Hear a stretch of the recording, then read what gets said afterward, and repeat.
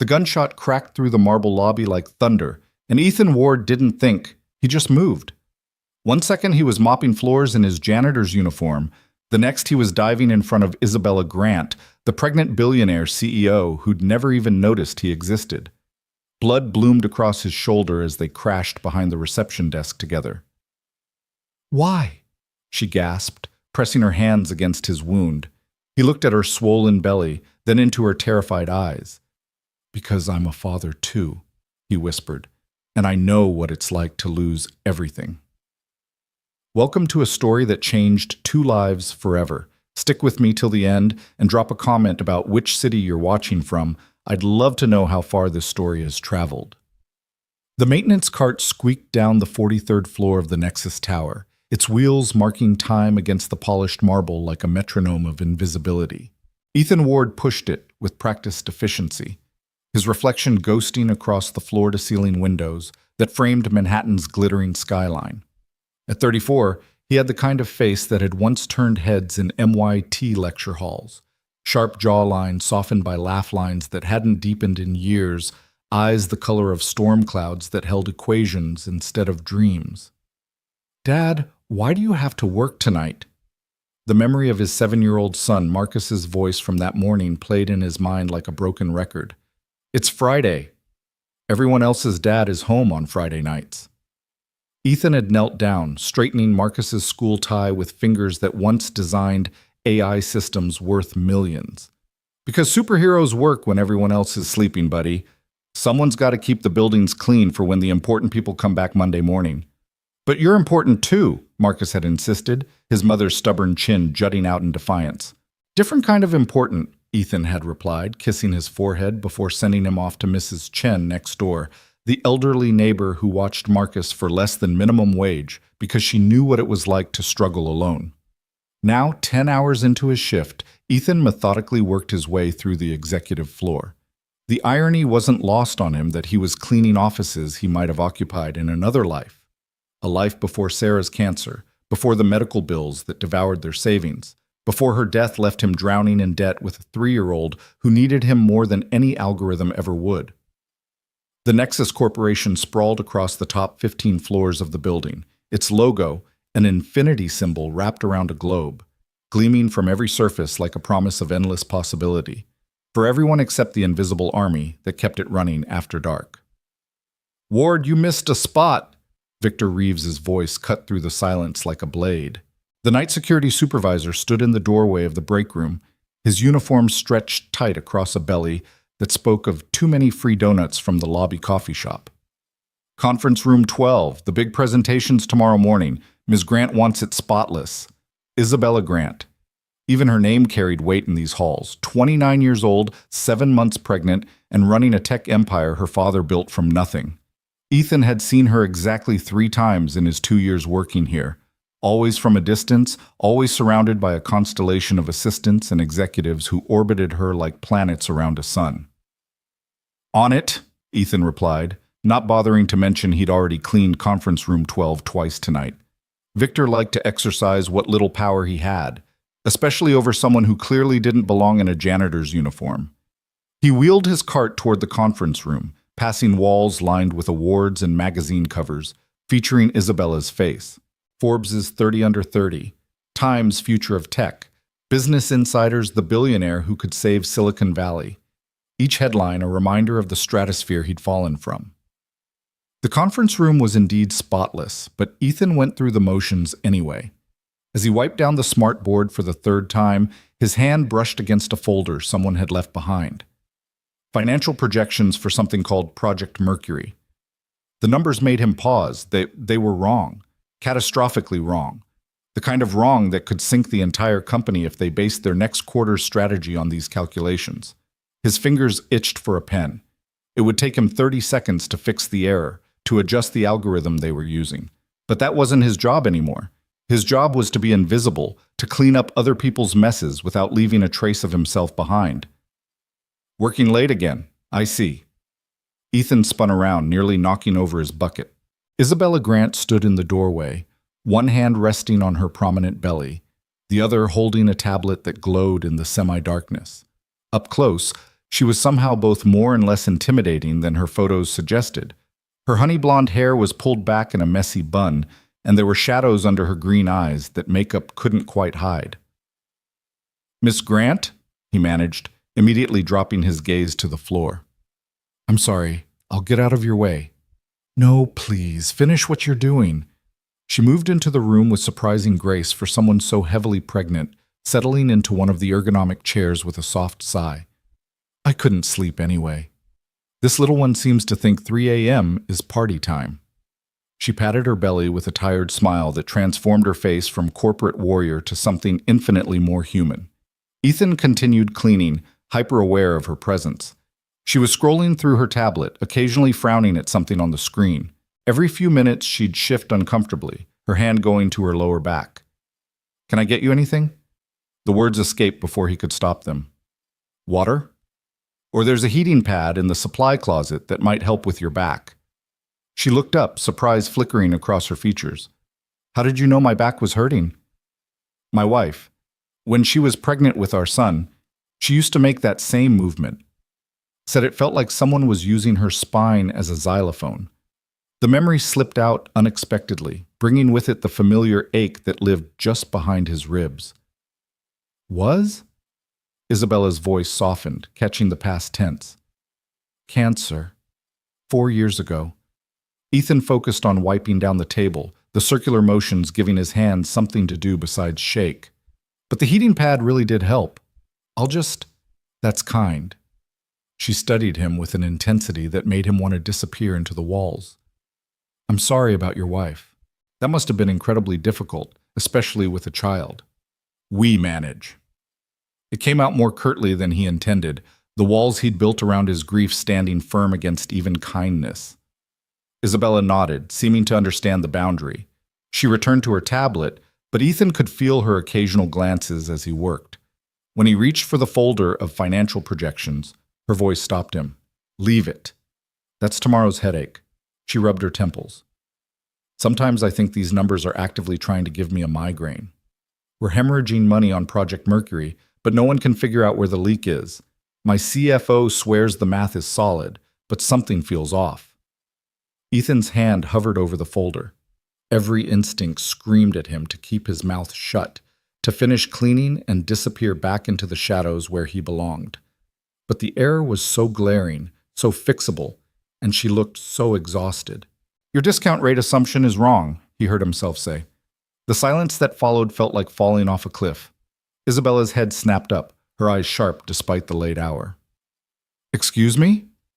There was no going back now. Ethan pulled the folder toward him, grabbing a pencil from the table. "Your team is using a flat discount rate across all market segments, but you're dealing with emerging markets in Southeast Asia. The risk premium should be adjusted by at least 3%, and you need to factor in currency fluctuation. Here," he quickly sketched out the corrected formula on a blank sheet. "If you run the numbers this way, you'll see the leak isn't in operations. It's in your hedging strategy." Isabella stood up so fast her chair rolled backward. She snatched the paper from his hands, her eyes racing across his calculations.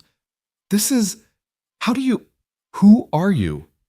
"Nobody," Ethan said quickly, already backing toward his cart. "I'm sorry. I shouldn't have—" "Stop." It wasn't a request. Isabella pulled out her phone, took a photo of his calculations, and fired it off in a text. Within seconds, her phone rang.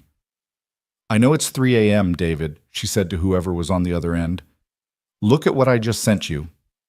"Yes, now." A pause. "That's what I thought.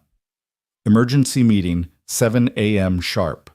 And David, find out everything you can about our hedging strategy in Singapore." She ended the call and fixed Ethan with a look that made him feel like a butterfly pinned to a board. "You just potentially saved us $40 million with a pencil and 30 seconds of math. So I'll ask you again. Who are you?" "Ethan Ward. I clean your offices." "No," she said slowly. "People who clean offices don't spot sophisticated financial modeling errors at a glance." Try again. He could lie. Make up something about community college courses or online tutorials.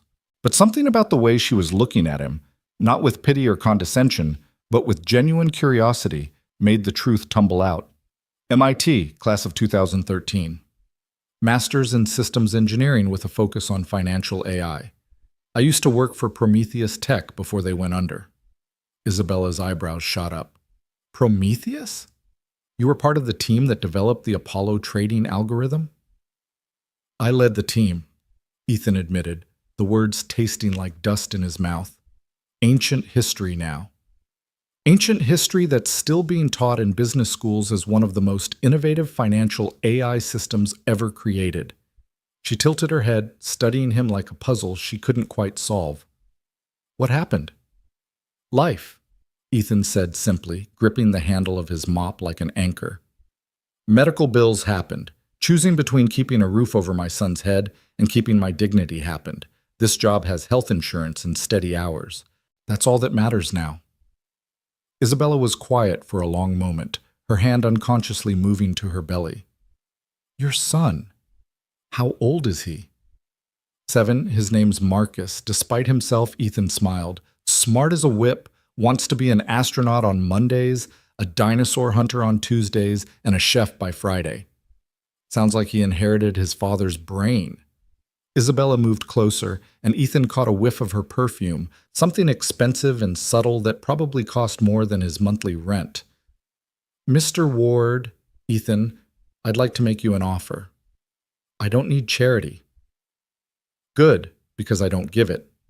Her tone turned businesslike, the CEO emerging from behind the exhausted, pregnant woman. I need someone who can spot a $40 million error in 30 seconds. Someone who understands both the technical and financial sides of what we do here. The position of senior financial systems analyst just opened up. It pays $150 to start, full benefits, flexible hours for family obligations. Ethan's knees nearly buckled. $150,000, more than triple what he made now.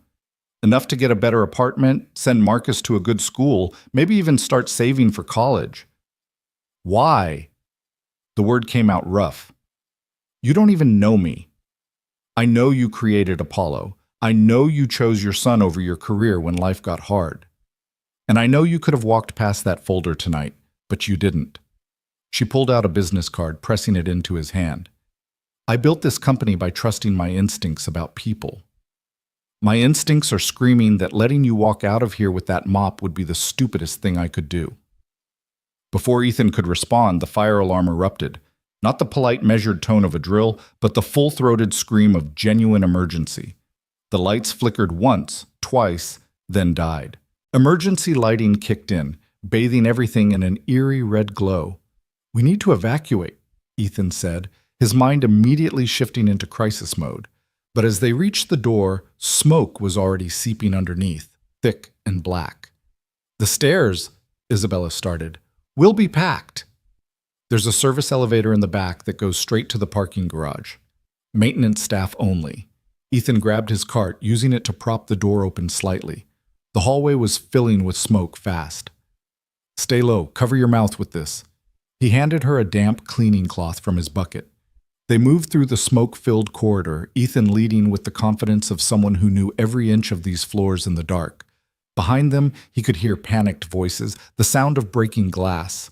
The smoke was getting thicker, and Isabella was starting to cough, her hand pressed protectively over her belly. Almost there, Ethan assured her, though the service elevator seemed miles away. That's when he heard it, a voice crying for help from one of the offices. Someone's trapped, Isabella gasped. Keep going, Ethan ordered. The elevator's just ahead. Hit the parking garage button and get out. What about you? I'll be right behind you. It was a lie, and they both knew it. But Isabella, proving she was indeed the leader everyone said she was, nodded and kept moving. Ethan turned back toward the voice, plunging into the smoke-filled office. He found her in the corner. Amy, one of the night shift cleaners. A kid, really. Maybe 19. She'd twisted her ankle trying to navigate in the dark and panic. Without hesitation, Ethan hauled her up, supporting most of her weight as they stumbled toward the exit. By the time he got Amy to the stairwell where other evacuees could help her, the smoke on the executive floor had turned into visible flames licking at the walls. The service elevator was no longer an option. Ethan made his way to the main stairs, joining the stream of people fleeing downward. He'd made it down 10 floors when he heard the scream. It cut through the chaos like a knife, high and terrified. Ethan looked up to see Isabella on the landing above, cornered by a man in a ski mask. In his hand was a gun, pointed directly at her belly. "Everyone back!" the man shouted, his voice cracking with desperation or drugs or both. "This bitch cost me everything. Her company's AI replaced me, replaced all of us. 8 years at that firm, and they threw us away like garbage." The crowd scattered, people pushing and shoving to get away from the weapon. But Ethan found himself moving up, against the tide, his eyes locked on Isabella's terrified face. "Please," Isabella was saying, her hands raised, trying to shield her unborn child. "I understand you're angry. We can talk about this. There are programs, compensation." "Shut up!" The gun shook in the man's hand. "You understand nothing. Living in your tower, playing with people's lives like we're just numbers on your spreadsheet. But you're going to understand loss now. You're going to understand what it feels like to have everything ripped away." Ethan was close now, close enough to see the tears streaming down Isabella's face, close enough to see the man's finger tightening on the trigger. Time slowed to a crawl. He thought of Marcus, asleep at Mrs. Chen's, trusting his dad to come home like he always did. He thought of Sarah, how she'd made him promise to take care of their boy, to give him a good life. He thought of the business card in his pocket, the chance at a new beginning. Then he stopped thinking and simply moved. The gunshot was impossibly loud in the enclosed space of the stairwell. Ethan felt the impact like a sledgehammer to his shoulder, spinning him around as he crashed into Isabella, his body shielding hers as they went down together. His momentum carried them both through a door onto another floor, away from the shooter. There was screaming, chaos, the sound of people tackling the gunman, but it all seemed very far away. Ethan was aware of wetness spreading across his shirt, of Isabella's hands pressed against his shoulder, of her voice saying his name over and over. "Why?" she gasped, tears streaming down her face as she tried to stem the bleeding with her expensive jacket. "You don't even know me. Why would you—" "Because I'm a father," Ethan managed through gritted teeth. The pain was extraordinary, like someone had poured molten lead into his shoulder. "And I know what it's like to lose everything. Couldn't let him take that from you, from your baby." Sirens wailed in the distance, getting closer. Someone had found them, was shouting for paramedics. Isabella's face swam in and out of focus above him. "Stay with me," she commanded, her CEO voice cutting through his fog. "That's an order, Mr. Ward. You're starting that job on Monday, you hear me?" "Ethan? Ethan!" The world faded to black, but not before he heard her add, in a whisper that might have been prayer or promise. "You saved us. Now let me save you." When Ethan woke up, the first thing he saw was sunlight, not the harsh fluorescent glare of hospital lights, but actual sunshine streaming through a window, painting golden stripes across crisp white sheets. The second thing he saw was Marcus curled up in a chair beside his bed, his Iron Man action figure clutched in one small hand. "Dad?" Marcus's eyes flew open the moment Ethan stirred. "Dad! You're awake! Ms. Isabella, he's awake!" Before Ethan could process that his 7-year-old was on a first-name basis with a billionaire, Isabella appeared in the doorway. She looked different, the corporate armor replaced with a simple sweater and jeans, her hair loose around her shoulders. Her belly seemed even more prominent now, or maybe it was just the way she was cradling it protectively. "Welcome back," she said softly. "You've been out for 3 days. The doctor said the surgery went well, no permanent damage, though you'll need physical therapy." 3 days?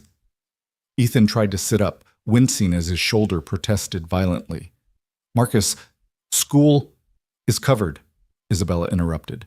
"Mrs. Chen has been wonderful, and Marcus has been here after school every day. We've become quite good friends, haven't we?" Marcus nodded enthusiastically. "Ms. Isabella knows all about rockets, and she said, when you're better, we can visit the Space Museum." Ethan looked between his son and the woman he'd taken a bullet for, trying to make sense of this new world he'd woken up in. "You didn't have to eat—" "Yes, I did."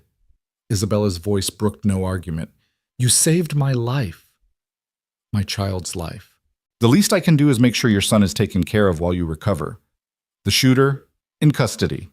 Turns out he was part of a group planning to target several tech companies. The fire was a distraction. If you hadn't... She trailed off, her hand going to her belly. The FBI says your actions probably prevented a much larger tragedy. Marcus climbed onto the bed carefully, snuggling into Ethan's good side. Ms. Isabella says you're a hero, Dad. A real one, not just the cleaning kind. All heroes are the cleaning kind, buddy, Ethan said, ruffling his son's hair. Some of us just clean up different messes. Isabella laughed, a surprisingly warm sound. Speaking of messes, we need to talk about that job offer. I'm pretty sure getting shot voids the interview process. Ethan attempted a joke. Actually, it fast-tracks it. She pulled out a tablet, all business despite the casual clothes. $175 to start, not $150. Full medical coverage, including all your current bills from this incident. And yes, before you argue, that's standard company policy for workplace injuries. Flexible hours, with the understanding that you'll need time for physical therapy. And Marcus gets access to our corporate daycare program, which includes after-school tutoring and summer programs. Ethan's head spun. This is too much. No, it's not enough. Isabella's voice turned fierce. Do you know what happened after you spotted that error in our projections? We found 3 more similar issues, all bleeding money we didn't even know we were losing. Your 30-second observation saved us more than $100 million over the next fiscal year. That's before we even talk about the fact that you literally took a bullet for me. I didn't do it for money. I know. Her expression softened. That's exactly why I'm offering it. The world is full of people who do the right thing only when someone's watching, only when there's something in it for them. You did it when you thought no one would ever know. When you had everything to lose and nothing to gain. She reached into her purse, pulling out something that made Ethan's heart stop. It was his old notebook, the one he'd thought he'd lost months ago. The one filled with ideas, algorithms, solutions to problems he worked on during his breaks, just to keep his mind sharp.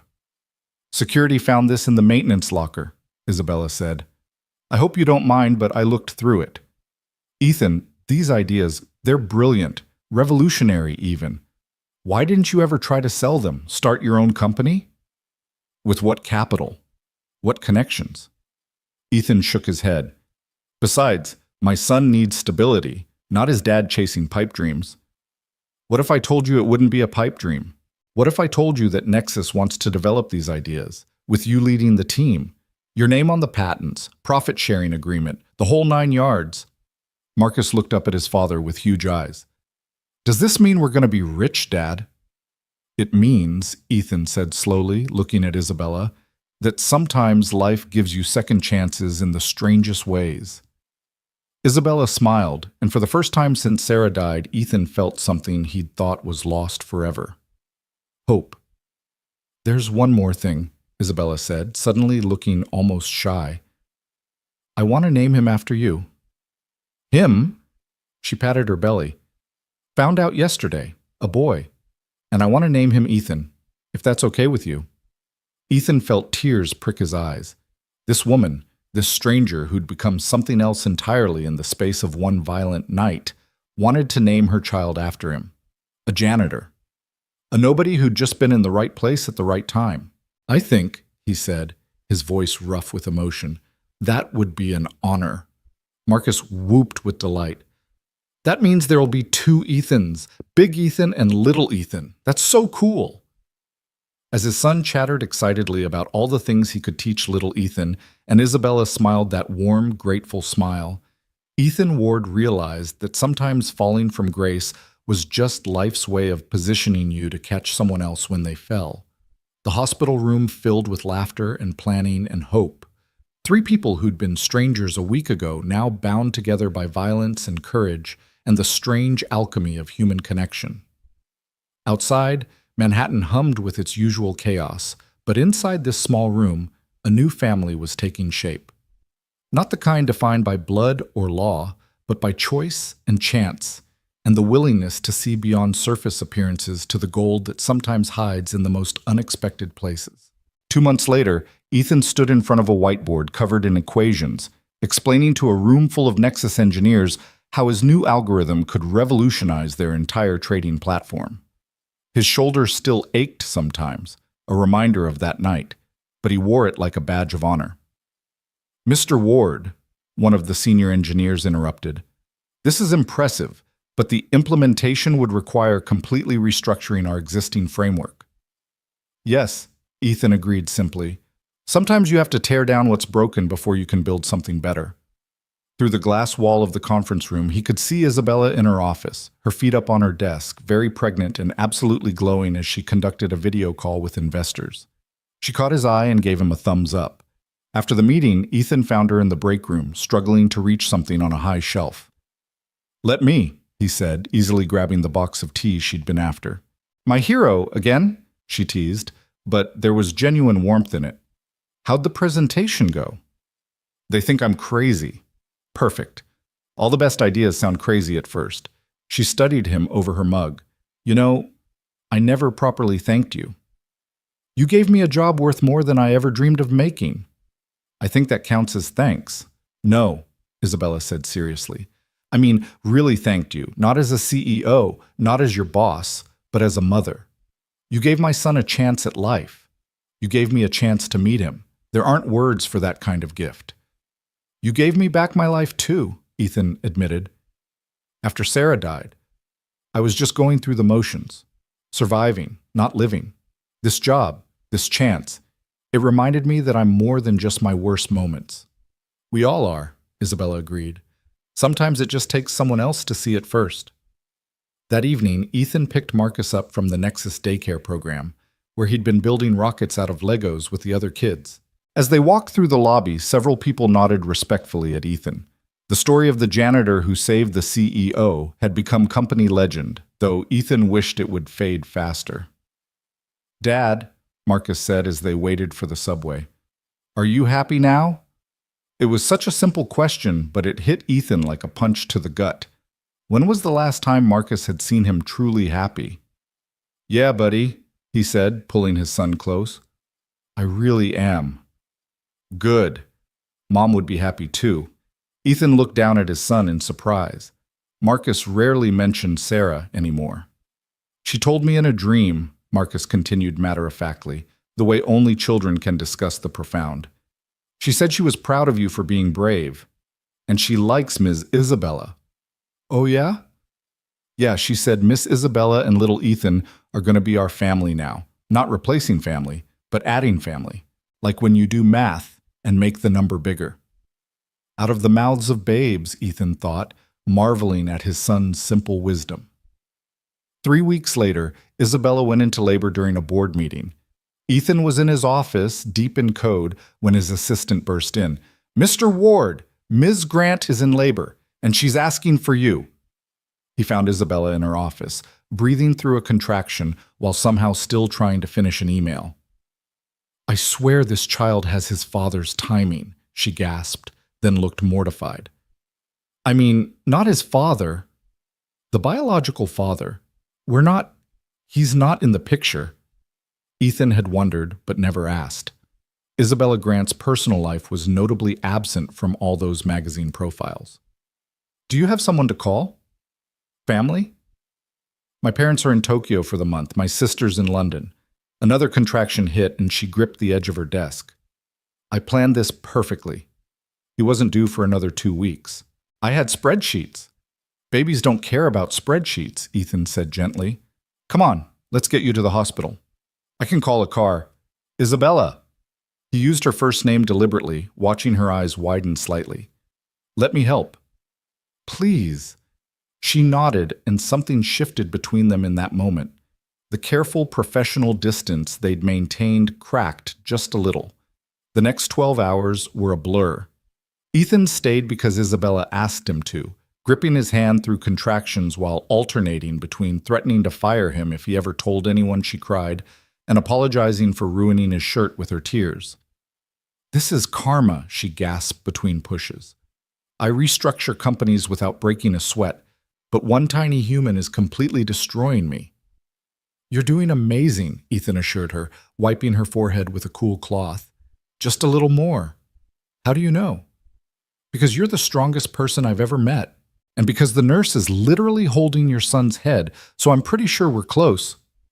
Isabella cried, squeezing his hand hard enough to cut off circulation. 2 pushes later, Ethan Samuel Grant entered the world, screaming his displeasure at the bright lights and cold air. "He's perfect," Isabella sobbed, cradling her son against her chest. "Oh my God, he's perfect." Ethan stepped back to give them space, but Isabella caught his hand. "Stay," she said softly. "Please.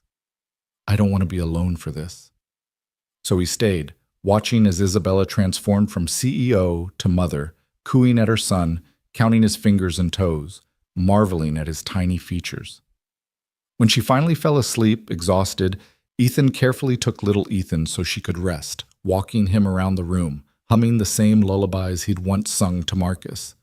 "Your mom's pretty special," he whispered to the baby. "She saved my life too, you know. Gave me a reason to be more than I thought I could be. You're lucky to have her, and she's lucky to have you." The baby made a small sound, his tiny fist wrapping around Ethan's finger with surprising strength. That's how Isabella woke up, to find Ethan standing by the window, her son sleeping peacefully in his arms, sunlight painting them both golden. The sight made her heart do something complicated in her chest. "You're good at that," she said softly. "Lots of practice." Though Marcus was never this quiet. Kid came out talking and hasn't stopped since. Isabella laughed, then winced. "Don't make me laugh. Everything hurts." "I should go," Ethan said, carefully transferring the baby back to her. "Let you rest. Marcus will be wondering where I am." "Ethan?" Isabella called as he reached the door. "Thank you. For everything. For staying." "Any time," he said, and meant it. But as he walked to his car, Ethan couldn't shake the feeling that something had fundamentally shifted. The careful boundaries they'd maintained, the professional distance, it was dissolving like sugar in rain, and that terrified him more than any gun ever could. The weeks following little Ethan's birth blurred together in a haze of algorithm development and unexpected intimacy. Ethan Ward found himself straddling 2 worlds, the professional realm where he was revolutionizing Nexus's financial systems, and the personal sphere where Isabella Grant kept pulling him deeper into her orbit, seemingly without realizing she was doing it. "Your code is poetry," Dr. James Liu, the head of engineering, said one morning, staring at Ethan's latest framework. "I've been doing this for 20 years, and I've never seen anyone approach parallel processing quite like this." "It's just math," Ethan deflected, uncomfortable with praise after years of invisibility. "The elegant solution is usually the right one." "That's exactly what Einstein used to say," James mused. "You know, the board is already talking about fast-tracking you to VP of Innovation. Isabella's been singing your praises in every meeting." Ethan's phone buzzed before he could respond. A photo from Isabella. Little Ethan grabbing at a toy mobile, his face scrunched in concentration. The text read, "He has your frown when you're debugging code." He caught himself smiling and quickly pocketed the phone, but not before James noticed. "You and the boss seem close," James observed carefully. "Not many people get baby pictures from Isabella Grant." "We're friends," Ethan said firmly. "She needed support after the birth. That's all." But even as he said it, he knew it wasn't that simple. Nothing with Isabella ever was. That evening, Marcus bounced excitedly as they walked through Central Park, their new routine since moving to a better apartment closer to Nexus headquarters. The Rays had changed everything. Better neighborhood, better school, better everything except the gnawing feeling that Ethan was betraying Sarah's memory by moving forward. "Dad, can we visit baby Ethan again?" Marcus asked, kicking at fallen leaves. "He's probably doing something new by now. Babies learn stuff super fast." "He's only 6 weeks old, buddy. Mostly, he just sleeps and eats." "But Ms. Isabella says he smiled yesterday." "A real smile, not the gas kind." Ethan stopped walking. "When did Ms. Isabella tell you that?" "When she called during lunch. She calls every day at lunch to say hi. Marcus said this like it was the most natural thing in the world. She says it's the best part of her day because I tell the funniest stories." This was news to Ethan. Isabella Grant, CEO of a billion-dollar company, was taking time out of her schedule to call his 7-year-old son every day at lunch. "She didn't mention that," Ethan said carefully. "Maybe she forgot. She forgets lots of stuff lately. Yesterday she wore 2 different shoes to work." Marcus giggled. "She sent me a picture." They were both black, but one had a buckle and one didn't. Before Ethan could process this, his phone rang. Speak of the devil, Isabella's name lit up the screen. Ethan, thank God, she said without preamble. And he could hear little Ethan crying in the background.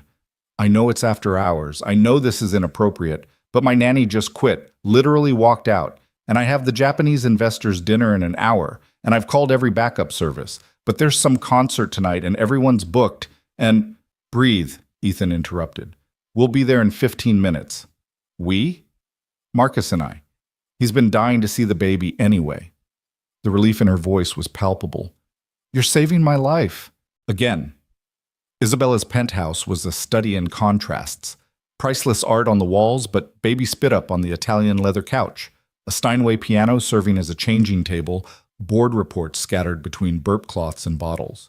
She answered the door in a stunning black cocktail dress, with her hair half done and baby formula staining the shoulder.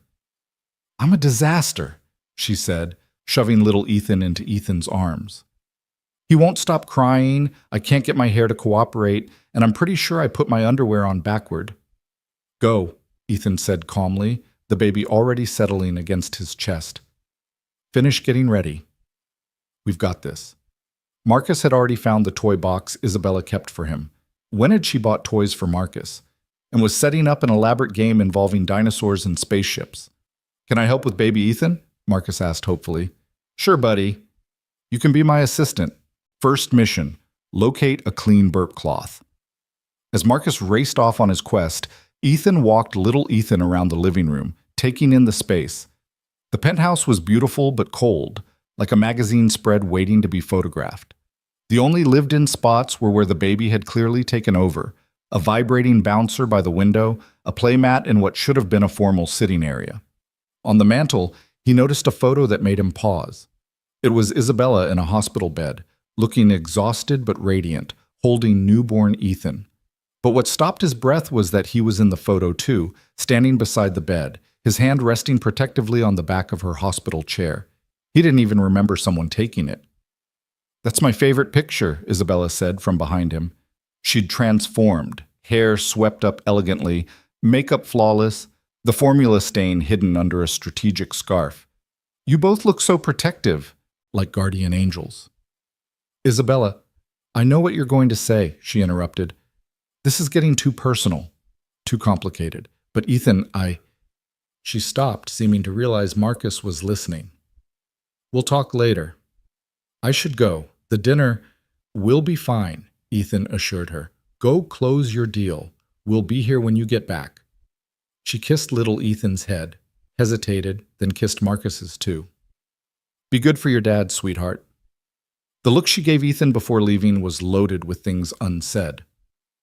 The evening passed peacefully.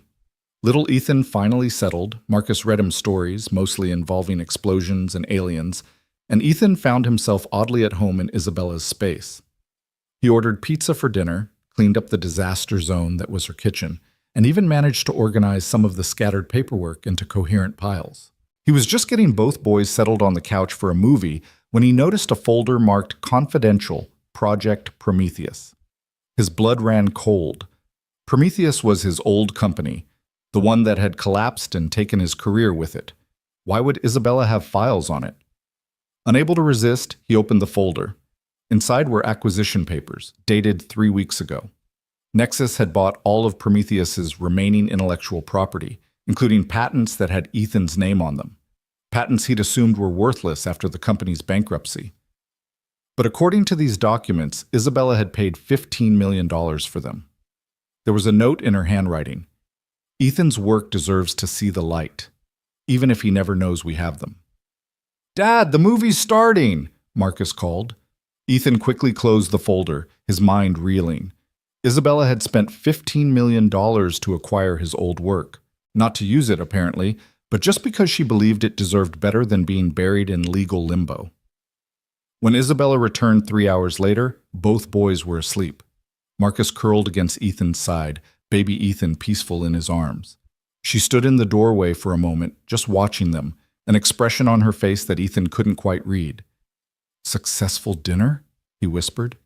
We got the contract, she whispered back, setting down her purse and slipping off her heels. $60 million investment, but honestly, this is better. This? She gestured at the scene before her. Coming home to people, to family. She caught herself. I mean, not family, just, people who aren't paid to be here. About that, Ethan said carefully. You quit paying the nanny. Isabella sank onto the couch beside him, careful not to wake the boys. She said little Ethan was too difficult. Can you imagine? He's a baby. They're supposed to be difficult. You can't keep calling me every time you have a childcare crisis. I know. She looked down at her hands. It's just, you're the only person who doesn't make me feel like a failure at this. Everyone else looks at me like, how can she run a billion-dollar company but can't figure out how to warm a bottle properly? You're not a failure, Ethan said firmly. You're a single mom with a demanding job figuring it out as you go, just like I did. How? Isabella's voice was small. How did you do it alone after Sarah? Ethan was quiet for a long moment, remembering those dark days. I almost didn't. There were nights I sat in Marcus's room, watching him sleep, wondering how I was going to make it to morning, let alone raise him right. But then the sun would come up and he'd need breakfast, so I'd make breakfast. Then he'd need to get to school, so I'd get him to school. You survive minute by minute until suddenly you realize you're not just surviving anymore. When does that happen? The not just surviving part. Ethan looked at her, really looked at her. In the soft light from the kitchen, with her makeup slightly smudged and her perfect hair starting to fall, she looked nothing like the untouchable CEO from magazine covers. She looked like what she was, a scared new mother trying her best. I think, he said slowly, it's happening right now. The weight of that statement hung between them. Isabella's hand found his on the couch, their fingers intertwining naturally, like they'd done this 1,000 times before. Ethan, she breathed, I need to tell you something. Baby Ethan chose that moment to wake up crying, shattering the moment. Isabella laughed, but there were tears in her eyes. His timing really is terrible, she said, taking her son from Ethan's arms. Just like his... She stopped abruptly. Like his father? Ethan supplied gently. Isabella's face crumpled. He was a mistake. Not little Ethan, never him, but his father. We dated for 2 months. He was charming, said all the right things. The pregnancy was an accident, and when I told him, he gave me a check for an abortion and his lawyer's number, said his political career couldn't afford a scandal. Political career? He's a senator now, running for president next term, according to the news. She laughed bitterly. Family values candidate, if you can believe it. Married his campaign manager 2 months after leaving me. Ethan felt a surge of protective anger. He doesn't know what he gave up. No, Isabella agreed, looking down at her son. He doesn't. But sometimes I wonder if I'm enough, if I can be both parents to him. You don't have to be both parents, Ethan said without thinking. You just have to be his mom. That's enough. You're enough. Marcus stirred then, blinking sleepily. Are we having a sleepover? He asked hopefully. Nobody, we should go home. Actually, Isabella interrupted, it is pretty late, and tomorrow's Saturday. You could stay in the guest room, if you want. I mean, it would be easier than waking Marcus up fully. Ethan knew he should say no. Every rational part of his brain was screaming that this was crossing a line they couldn't uncross. But Marcus was already excited, and Isabella looked so hopeful, and baby Ethan had grabbed his finger again with that surprisingly strong grip. Just tonight, he said, but they all knew it wouldn't be just tonight. The next morning, Ethan woke to the sound of laughter. He found Marcus in the kitchen, carefully holding a bottle for baby Ethan while Isabella made pancakes, burning them from the smell. Dad, Marcus called. Ms. Isabella is teaching me how to feed the baby. And she's making breakfast, but I think something's wrong with her pan. There's nothing wrong with my pan, Isabella protested, frantically waving a dish towel at the smoke detector. I followed the recipe exactly. Ethan moved to the stove, smoothly taking over. The heat's too high, and you didn't wait for the pan to be ready. He poured fresh batter, the pancakes sizzling perfectly. Didn't anyone ever teach you to cook? I had a chef growing up, Isabella admitted. and then assistants, and then takeout menus. This is literally my first attempt at pancakes. Dad makes the best pancakes, Marcus informed her seriously. Sometimes he makes them look like dinosaurs. Dinosaur pancakes? Isabella looked genuinely intrigued. Is that difficult? And so Ethan found himself teaching a billionaire CEO how to make dinosaur-shaped pancakes while his son taught her how to burp a baby. It was surreal and domestic and dangerously perfect. I have a confession, Isabella said as they ate, baby Ethan sleeping in his bouncer. I may have had ulterior motives for asking you to stay last night. Ethan tensed. Oh. There's a company family picnic next weekend. Board members, major investors, important clients, everyone brings their families, and I don't have one. Not in the traditional sense. She took a breath. I was wondering if you and Marcus would come with me. As friends, just friends, but it would help to have people there who actually like me for me, not my net worth. You want us to be your fake family? Ethan asked, trying to keep his tone light. Not fake, Isabella said quickly. Never fake. You're the realest people in my life. I need moral support. And Marcus loves picnics, right, Marcus? I love picnics, Marcus confirmed through a mouthful of pancake. Will there be games? Three-legged races, egg tosses, even a dunk tank, Isabella promised. The CEO traditionally sits in the dunk tank for charity. You're going to let people throw balls at you? Ethan asked, incredulous. It raises money for our STEM program in underserved schools. Last year, we raised $200,000. How much to not throw balls at you? Marcus asked innocently, making both adults laugh. I like the way you think, Isabella told him. You're going to be a CEO yourself someday. As they cleaned up breakfast together, moving around each other with surprising ease, Ethan caught a glimpse of what this could be. What they could be. A family. Not the one he'd planned with Sarah, not the one Isabella had probably imagined for herself, but something new. Something that might actually work. The thought terrified him. I should check in with the office, Isabella said, pulling out her phone.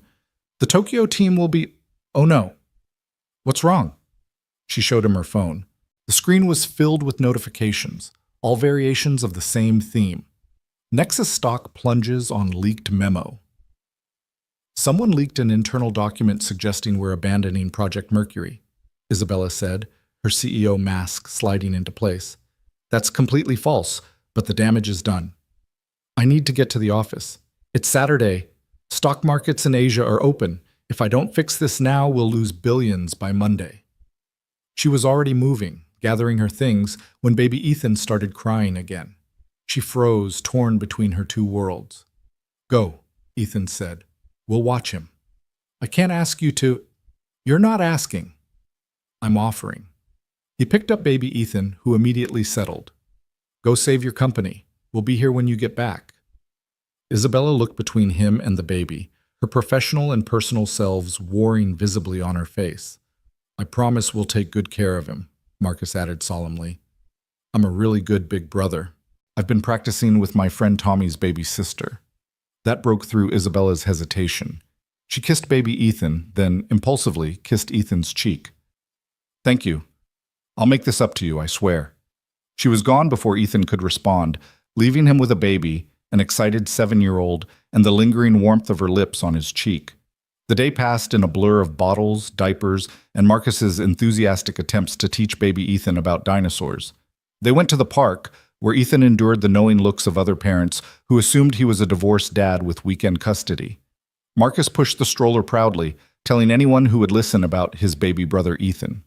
Ethan didn't correct him. He was too busy trying not to examine why that felt so right. Isabella didn't return until almost midnight. Ethan was on the couch, laptop open, working on code while both boys slept. Marcus sprawled across his lap, baby Ethan in the portable crib they'd moved to the living room. You're still here, she said softly, looking exhausted but relieved. Crisis averted? Crisis managed. We'll still take a hit Monday, but not the catastrophe it could have been. She collapsed beside him on the couch, her head dropping onto his shoulder without hesitation. I don't know what I would have done without you today. You would have figured it out. You always do. No, she said firmly. I wouldn't have. I would have had to choose between my company and my son, and either choice would have broken me a little. They sat in comfortable silence, the city lights twinkling beyond the windows. Ethan became hyper-aware of every point of contact between them, her head on his shoulder, her hand resting on his arm, the way her breathing synced with his.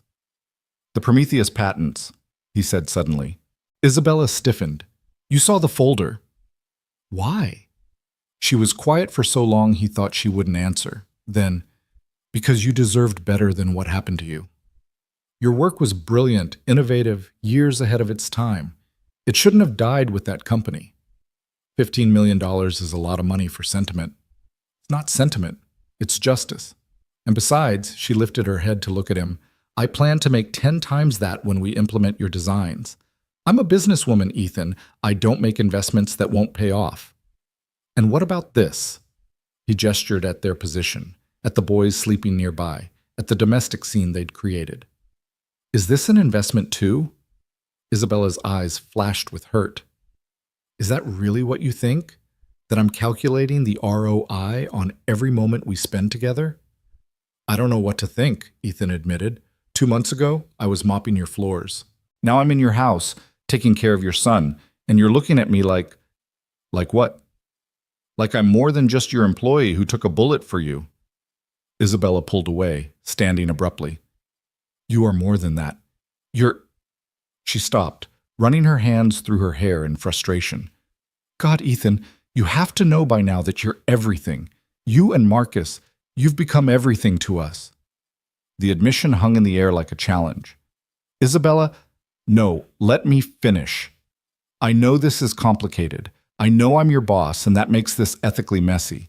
I know you're still grieving Sarah, and I'm a single mother with trust issues and a company to run.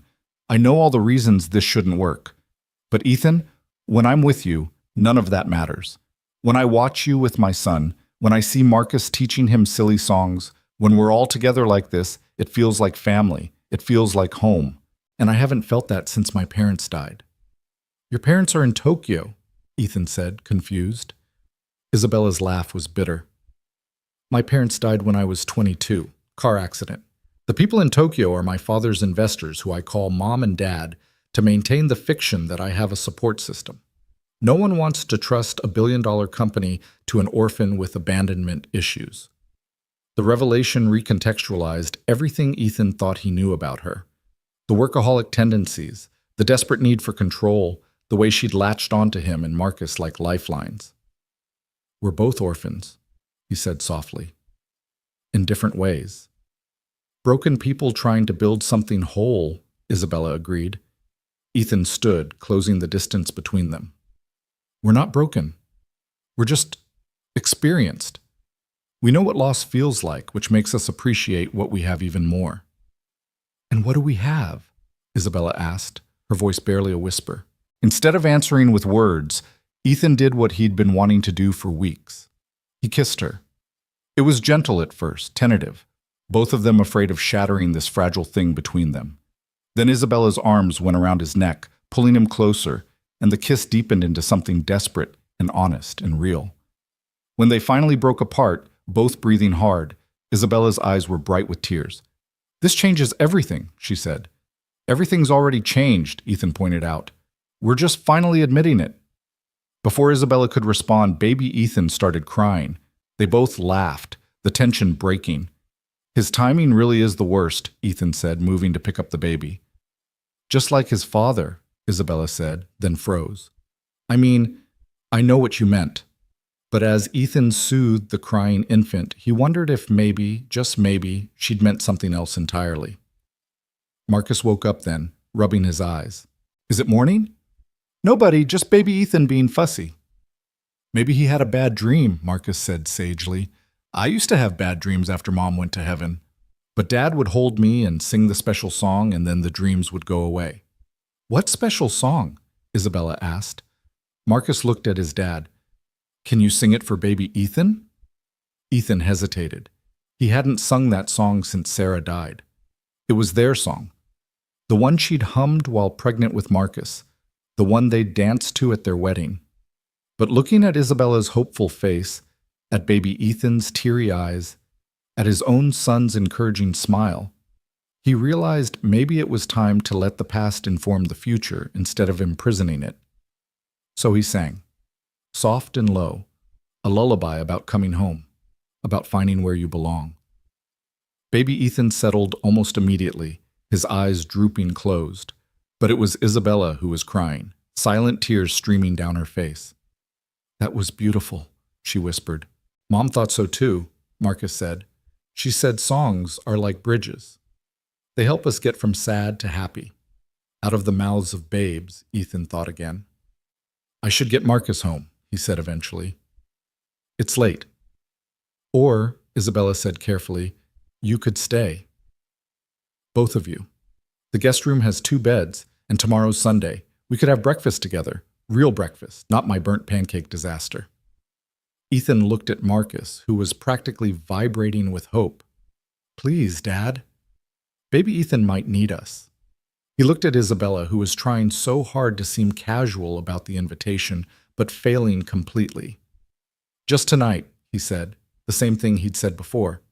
But they all knew it was becoming more than that. It was becoming always. Sunday morning arrived with rain pattering against the windows, the kind of gentle storm that made the world feel smaller, cozier. Ethan woke to find Marcus already gone from the guest room, his excited chatter echoing from somewhere in the penthouse. Following the sound, he found his son in Isabella's massive kitchen, standing on a step stool beside her as she attempted to crack eggs into a bowl. "You have to be gentle," Marcus was instructing seriously, "like you're petting a baby bunny." "I don't think I've ever petted a baby bunny," Isabella admitted, shell fragments falling into the bowl despite her careful efforts. "We'll have to fix that," Marcus declared. "Dad, tell Ms. Isabella about the time we went to the petting zoo and the bunny ate your shoelace." Ethan leaned against the doorframe, taking in the scene. Isabella wore silk pajamas that probably cost more than his old monthly rent, her hair messy from sleep, no makeup, and she'd never looked more beautiful. Baby Ethan was in his high chair, gumming a teething ring and watching the chaos with wide eyes. "You're teaching her your grandmother's French toast recipe," Ethan observed, recognizing the ingredients. "She said she wanted to learn to cook real breakfast," Marcus explained. "And Grandma's recipe is the best, even though we never met her." Isabella looked up at him then, flour dusting her cheek. "Your mother's recipe?" "Sarah's mom's, actually. She taught it to Sarah, Sarah taught it to me, and now apparently Marcus is passing on the tradition." Something flickered in Isabella's eyes at the mention of Sarah, but before Ethan could analyze it, his phone rang. The display showed his supervisor from his old janitorial job. "Victor?" he answered, confused. "It's Sunday morning."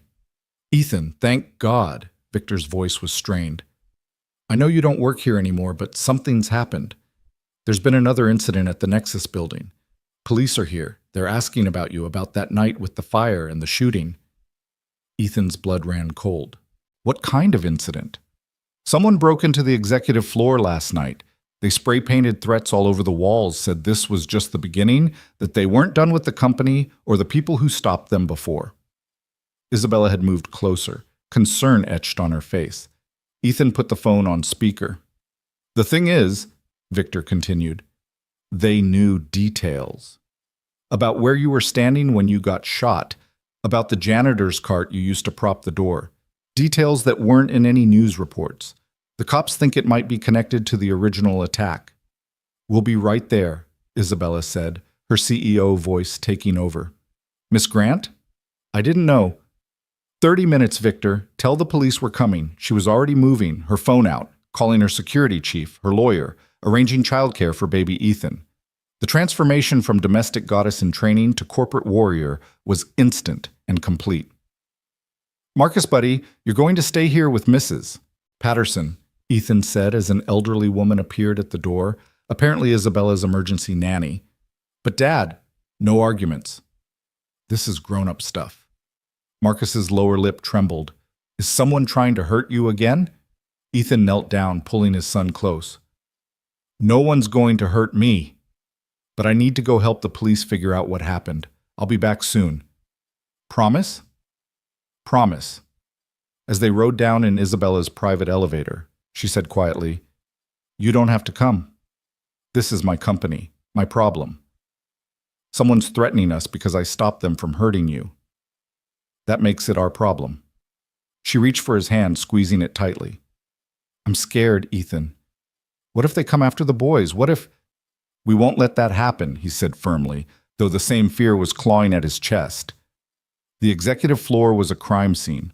The walls were covered in angry red spray paint, corporate killers. You destroyed our lives. This isn't over. But it was the last message that made Ethan's stomach turn. The janitor and the bitch will pay. They're brats, too. Detective Maria Santos, a no-nonsense woman in her 50s, took their statements with clinical efficiency. Mr. Ward, we've been investigating the original shooter, David Chen. Turns out he wasn't working alone. He was part of a group calling themselves the Displaced, people who lost their jobs to automation and AI.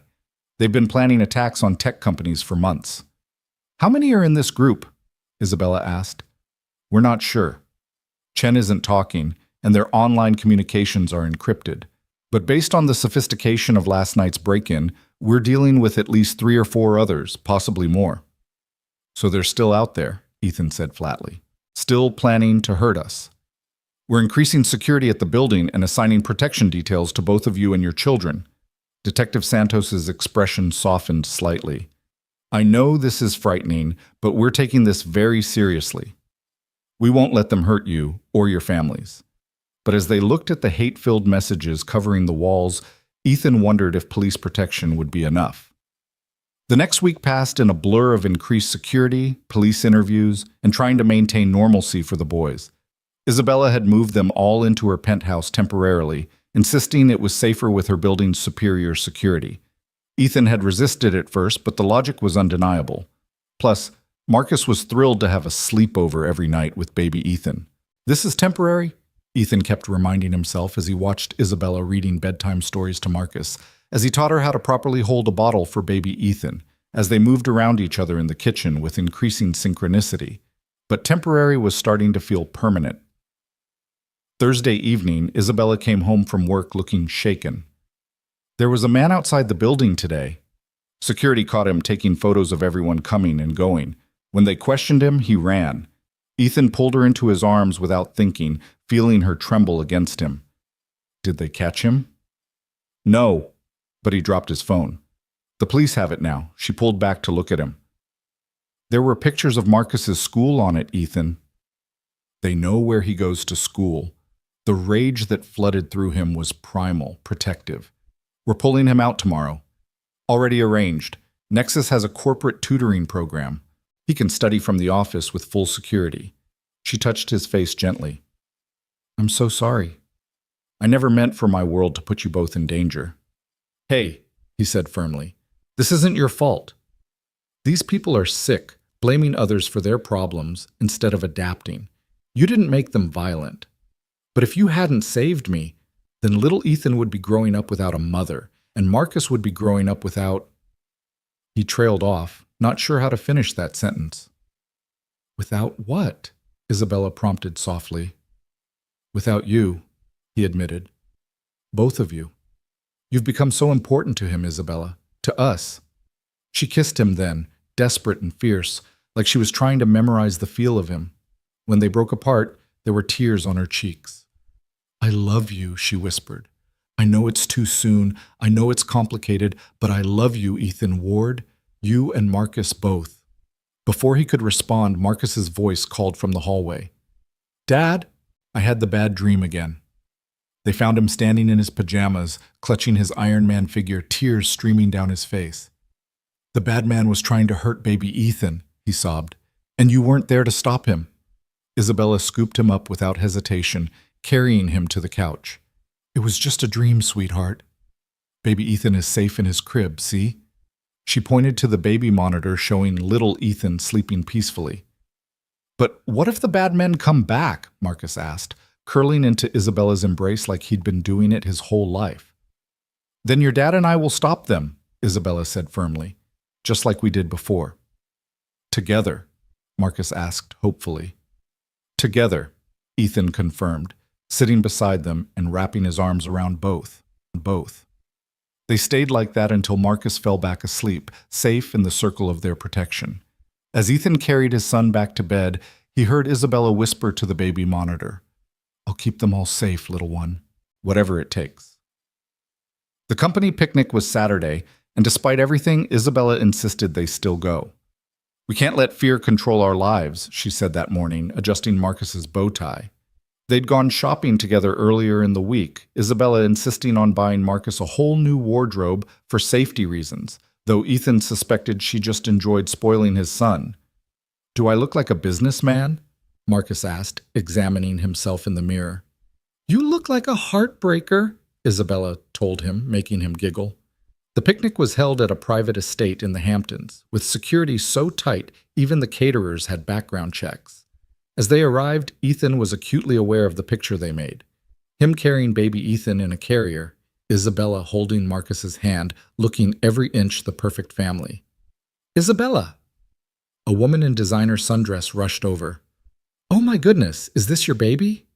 "He's gorgeous." "And who's this handsome young man?" "This is Marcus," Isabella said smoothly, "and his father, Ethan Ward. Ethan's our new VP of Innovation." The woman's eyes widened with recognition. "The one who saved you during the fire?" "Oh my God, you're a hero." Ethan shifted uncomfortably as more people gathered, all wanting to meet the man who'd taken a bullet for their CEO. Marcus, however, basked in the attention, regaling anyone who'd listen with increasingly dramatic versions of his dad's heroics. And then he flew across the room like Superman. Marcus was telling a group of enraptured children. "The bad guy didn't stand a chance." "Your son's quite the storyteller," observed a familiar voice. Ethan turned to find Dr. James Liu watching with amusement. "Though from what I hear, the real story's not far off." "It wasn't that dramatic," Ethan protested. "No? The janitor who turned out to be a genius saved the CEO's life and revolutionized our financial systems in 3 months? Sounds like a fairy tale to me." Before Ethan could respond, a commotion erupted near the dunk tank. Someone had recognized the senator, baby Ethan's biological father, who was apparently attending as a guest of one of the board members. "Is that Richard Blackwood?" someone asked excitedly. "I heard he's announcing his presidential run next month." Ethan felt Isabella stiffen beside him. The senator was holding court near the buffet table, his perfect political wife beside him, their 2 photogenic children playing nearby.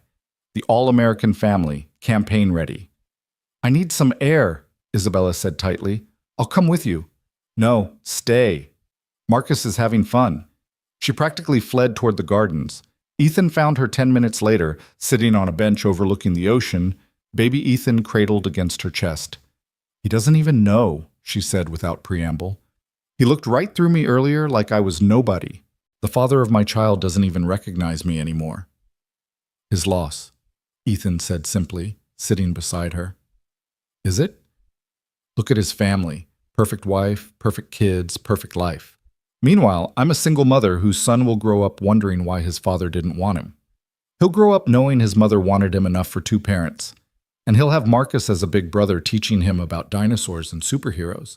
And he'll have—" "You?" Isabella asked hopefully. Ethan took a breath, ready to finally say what had been building for weeks, when Marcus came running up. "Dad! Dad! There's a man! He was taking pictures of me, and when I told the security guard, he ran away." Isabella was on her feet instantly. Baby Ethan clutched protectively. "Where?" "By the bounce house." The guard went after him, but the sound of sirens cut through the festive atmosphere. Within minutes, the picnic had transformed into another crime scene. The photographer had escaped, but he'd left behind a camera with hundreds of photos, not just of Marcus, but of baby Ethan, Isabella, and Ethan himself. Some were from weeks ago, showing them going about their daily routines. "They've been watching us for weeks," Detective Santos said grimly when she arrived. "This is escalating. We need to consider protective custody." "No," Isabella said firmly. "I won't let them make us prisoners." "Then what do you suggest?" the detective asked. "We go on the offensive," Ethan said suddenly. Everyone turned to look at him. "They're angry about losing their jobs to AI, right? They blame technology, blame companies like Nexus. What if we showed them another way?" What do you mean? Isabella asked. What if Nexus started a retraining program? Free education for anyone displaced by automation, teaching them skills for the new economy. Not just charity, but real opportunity. James Liu nodded thoughtfully. It could work. Turn their narrative on its head. And if we announced it publicly, Isabella added, catching on, made it a big initiative with real funding behind it, it might diffuse some of the anger. Detective Santos looked skeptical. You want to negotiate with terrorists? No, Ethan said. We want to eliminate the conditions that create them. Within 48 hours, Isabella had mobilized the entire company. The Nexus Opportunity Initiative was announced with great fanfare, a $100 million investment in retraining programs, job placement services, and support for workers displaced by technology. We have a responsibility, Isabella said at the press conference, Ethan and the boys beside her, to ensure that progress doesn't leave anyone behind. Technology should elevate everyone, not just the few. The response was immediate and mostly positive. News outlets picked up the story, praising Nexus for its forward-thinking approach. More importantly, tips started coming into the police hotline. People who'd been sympathetic to the displaced were now providing information. But not everyone was appeased. The attack came on a quiet Tuesday evening. Ethan had just picked up Marcus from his tutoring session at Nexus, and they were walking to the car when a van screeched to a stop beside them. Everything happened so fast. Men in masks jumping out, grabbing for Marcus, Ethan fighting them off with a fury he didn't know he possessed. Run! He shouted to Marcus, who stood frozen in terror. Run to the building! One of the attackers had a knife, and Ethan felt it slice across his ribs as he grappled with them. Security guards were running toward them now, shouting, but the attackers were already retreating, jumping back into the van. Dad! Marcus sobbed, throwing himself at Ethan as the van sped away. You're bleeding! Ethan looked down to see blood soaking through his shirt. The cut wasn't deep, but it was long, and the adrenaline was already fading into pain. I'm okay, buddy. I'm okay. But he wasn't okay. None of this was okay. Isabella arrived at the hospital like a force of nature, baby Ethan in her arms, her face pale with fear and fury.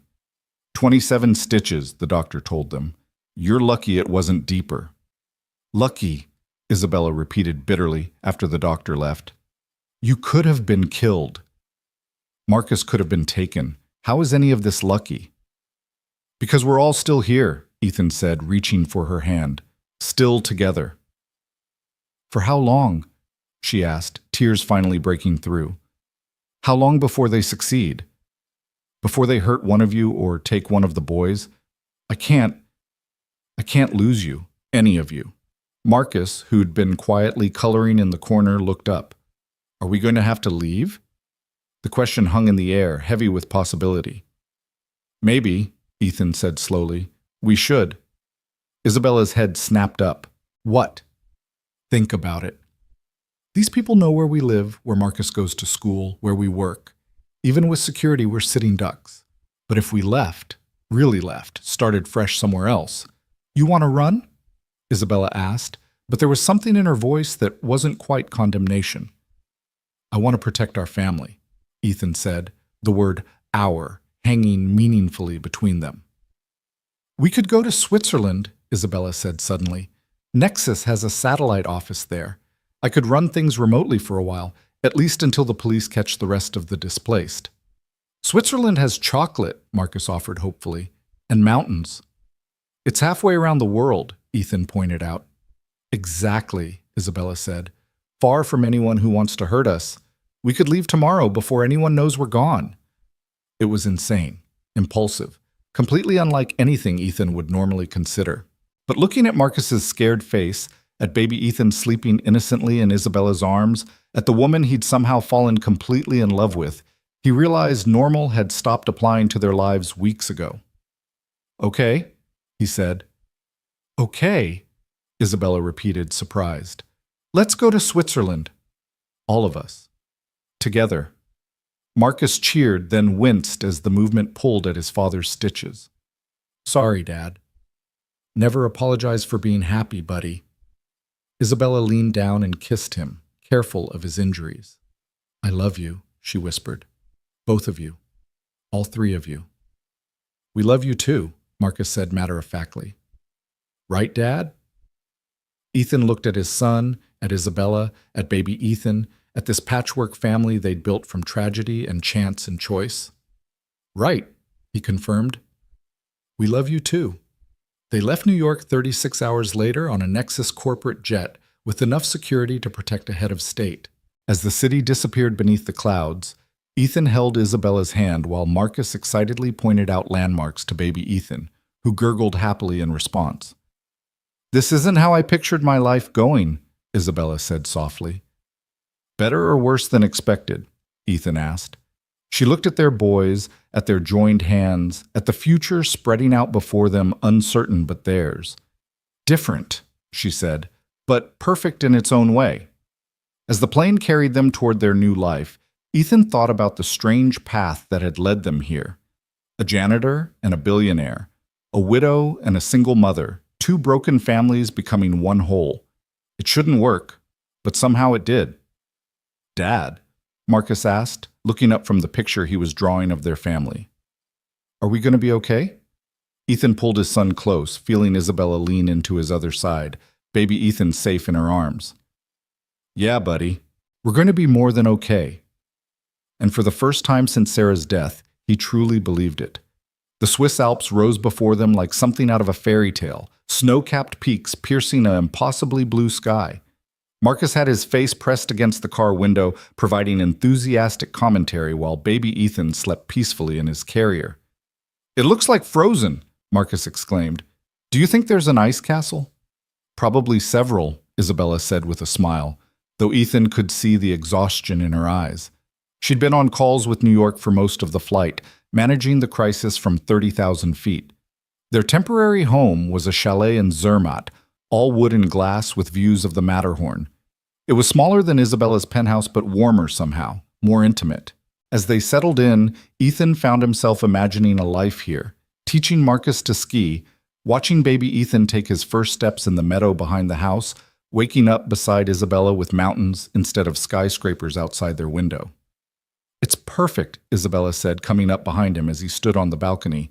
Like a dream. Dreams end, Ethan said quietly.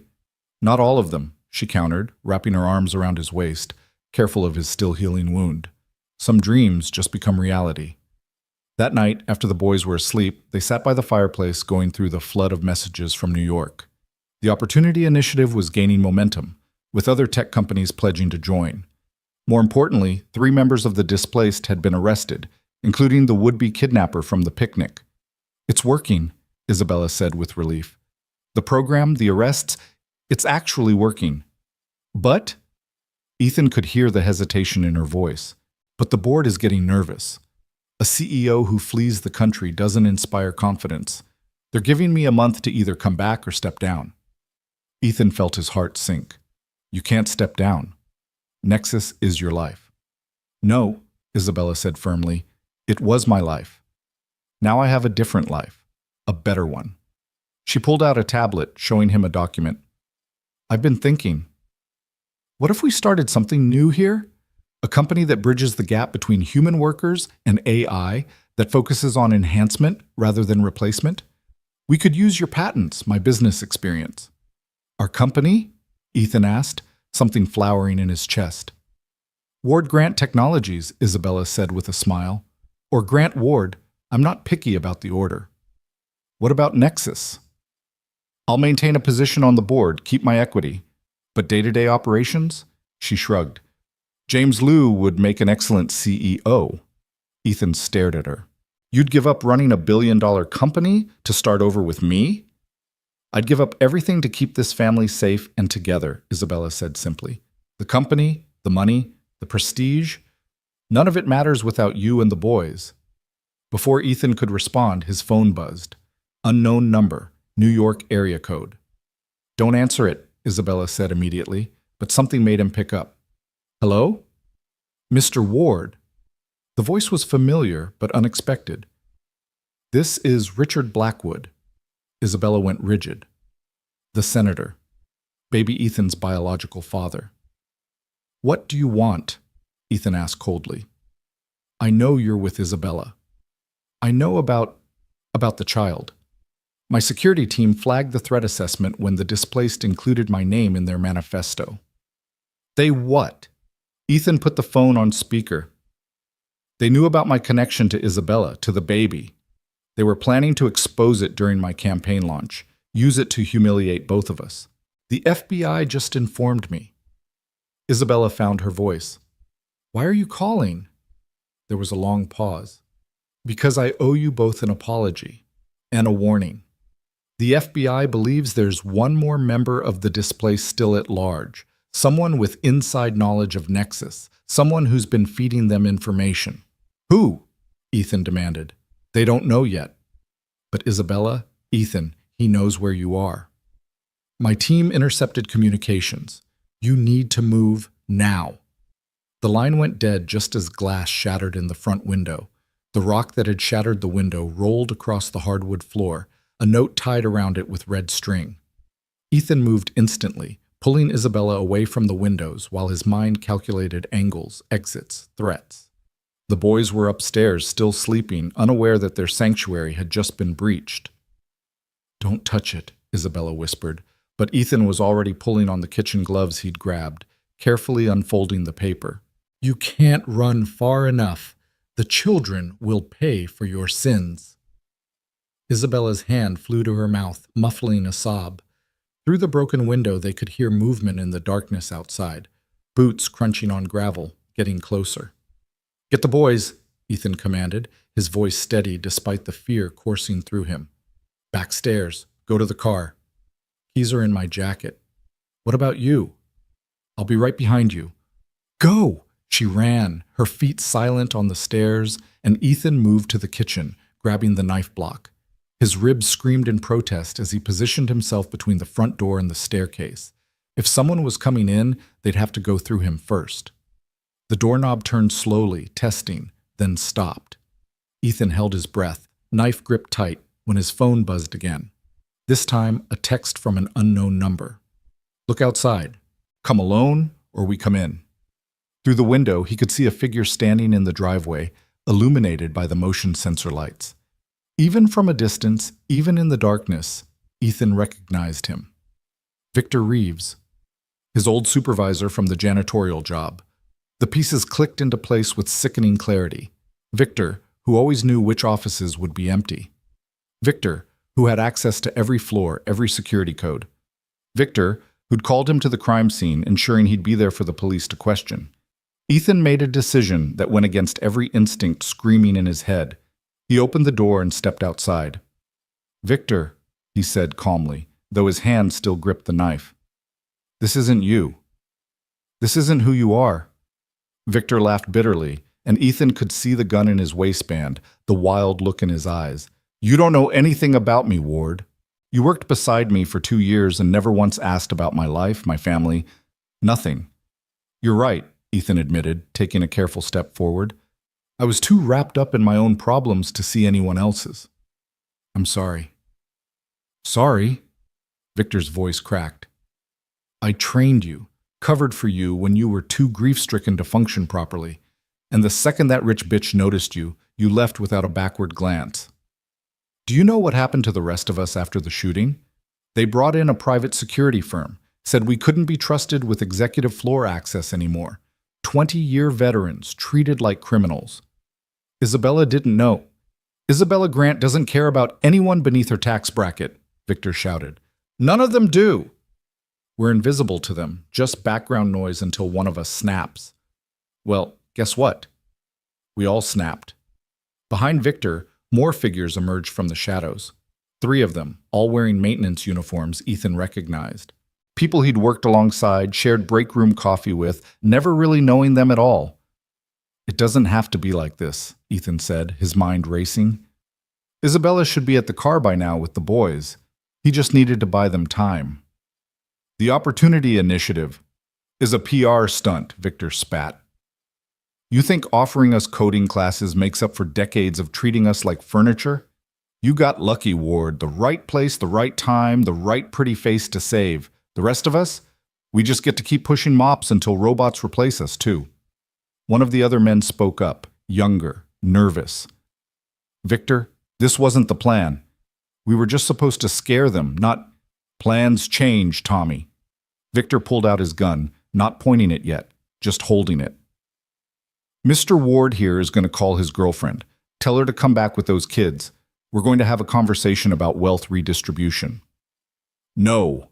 Ethan's voice was steel. You want to hurt someone? Hurt me. But you leave them out of this. You still don't get it, Victor said, stepping closer. This isn't about you. It never was. You're just collateral damage. It's about her, about what she represents, the untouchable elite playing with our lives from their ivory towers. The sound of a car engine starting echoed through the night. Victor's head snapped toward the sound, and Ethan moved, not toward Victor, but toward the electrical box on the side of the house. He slammed his fist into the main breaker, plunging everything into darkness. Chaos erupted. Shouting, running, Victor firing wildly into the dark. Ethan rolled behind the woodpile, feeling splinters dig into his palms, his ribs screaming. He could hear Isabella's car speeding away, tires squealing on the mountain road, and felt a moment of relief. Then headlights blazed to life, 2 vehicles hidden in the trees roaring to life, giving chase. No! Ethan burst from his hiding spot, tackling Victor before he could get to one of the vehicles. They went down hard, rolling in the gravel, fighting for the gun. It went off twice, deafeningly loud, before skittering away into the darkness. Victor was stronger than he looked, fury giving him strength. His hands found Ethan's throat, squeezing, and Ethan saw stars, his injured ribs making it impossible to get leverage. You ruined everything, Victor gasped. We had a plan, a purpose, and you— The sound of sirens cut through the night, getting closer. Someone, probably Isabella, had called the police. Victor's grip loosened for just a moment, and Ethan drove his knee up, sending the older man rolling. It's over, Victor, Ethan wheezed, struggling to his feet. Let it go! But Victor was already running, disappearing into the woods as police cars screeched into the driveway. Swiss officers swarmed the property, but Ethan's only thought was for his family. The black Mercedes! He gasped to the first officer who reached him. My family, they were being chased. The officer said something in German, then switched to English. We have units intercepting. Are you injured? Ethan looked down at himself, covered in dirt and blood, some his, some Victor's. I need to find them, please. The next hour was the longest of Ethan's life. He sat in the back of a police car, giving his statement while frantically calling Isabella's phone, getting nothing but voicemail. The Swiss police were efficient, professional, but he could see the concern in their eyes. Finally, an officer approached with a phone. Mr. Ward? We have them. Isabella's voice, shaky but alive. Ethan? Oh God, Ethan, are you okay? Are you safe? The boys? We're fine. Marcus was so brave holding baby Ethan while I drove. The police stopped the cars chasing us. They arrested 2 men, but Ethan— Her voice broke. They said Victor got away. I'm coming to you. Where are you? The police station in town. Ethan, I'm so sorry. This is all my fault. If I hadn't— Stop, he said firmly. None of this is your fault. I'll be there in 20 minutes. The reunion at the police station was a tangle of tears and desperate embraces. Marcus clung to Ethan like a lifeline while Isabella held baby Ethan with one arm and gripped Ethan's hand with the other. I thought they were going to hurt you, Marcus sobbed. I wanted to help, but Isabella said my job was to protect baby Ethan. And you did perfect, buddy. You were so brave. I wasn't brave, Marcus insisted. I was scared the whole time. Being brave doesn't mean not being scared, Ethan told him. It means doing what needs to be done even when you're terrified. The Swiss police inspector, a stern woman named Muller, reviewed their statements with typical thoroughness. Mr. Reeves has likely crossed the border by now. We've notified Interpol, but these mountains, many places to hide. So he's still out there, Isabella said flatly. Yes, which is why I recommend you accept the protection program we're offering. Safe house, new identities, complete relocation. New identities? Marcus asked, confused. But I like being Marcus Ward. Isabella and Ethan exchanged looks over his head. The weight of what was being offered, a complete fresh start, but at the cost of everything they'd been, hung between them. "We need time to think," Ethan said. "Of course. But Mr. Ward, Ms. Grant, this man is obsessed. He won't stop until he's caught, or—" She didn't finish the sentence. She didn't need to. They spent the night in a police safe house, the four of them crowded into one room because nobody wanted to be separated. As the boys finally slept, Isabella and Ethan sat by the window, watching the sun rise over the Alps. "We could disappear," Isabella said quietly. "Become entirely new people. The Smiths or the Johnsons, living quietly somewhere nobody knows us. You'd give up the Grant name? Your father's legacy? My father built a company. I built a family." She looked at the boys, then at him. "I know which one matters more." Ethan's phone buzzed. Another unknown number, but this time he recognized the international code. He answered cautiously. "Mr. Ward, this is Richard Blackwood again." Isabella stiffened, but Ethan kept his voice neutral. "Senator, I heard about the attack. I'm in Geneva for a diplomatic summit. I can be in Zermatt in 2 hours." "Why would you—" "Because despite what Isabella thinks of me, I'm not a complete monster, and because I have resources that might help. Private security, connections, ways to make problems disappear." "We don't need your help," Isabella said coldly, loud enough for him to hear. "Isabella." Richard's voice softened. "I know I failed you. Failed the child. But let me do this one thing right. Let me help keep you safe." "Now you want to play father?" Isabella's voice was sharp with years of hurt. "Where were you when I was throwing up every morning? When I went to ultrasounds alone? When I gave birth with a stranger holding my hand because the father of my child was too worried about his career to care?" "You're right," Richard said simply, "about all of it. I was a coward.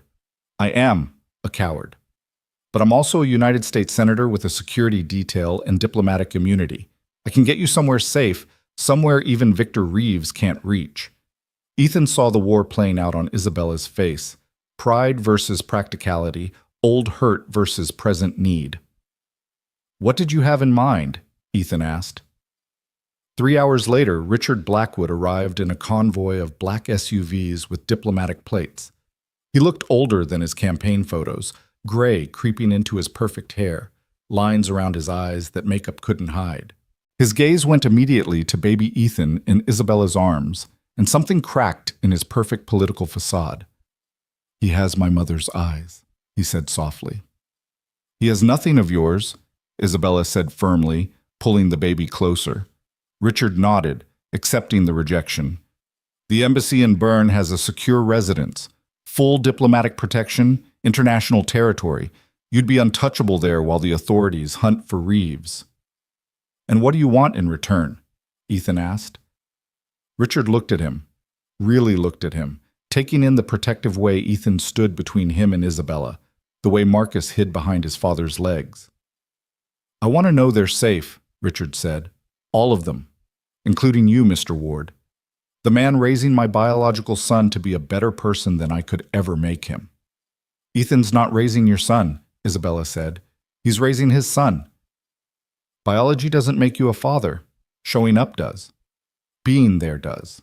Taking bullets and fighting off attackers and singing lullabies at 3 a.m. makes you a father."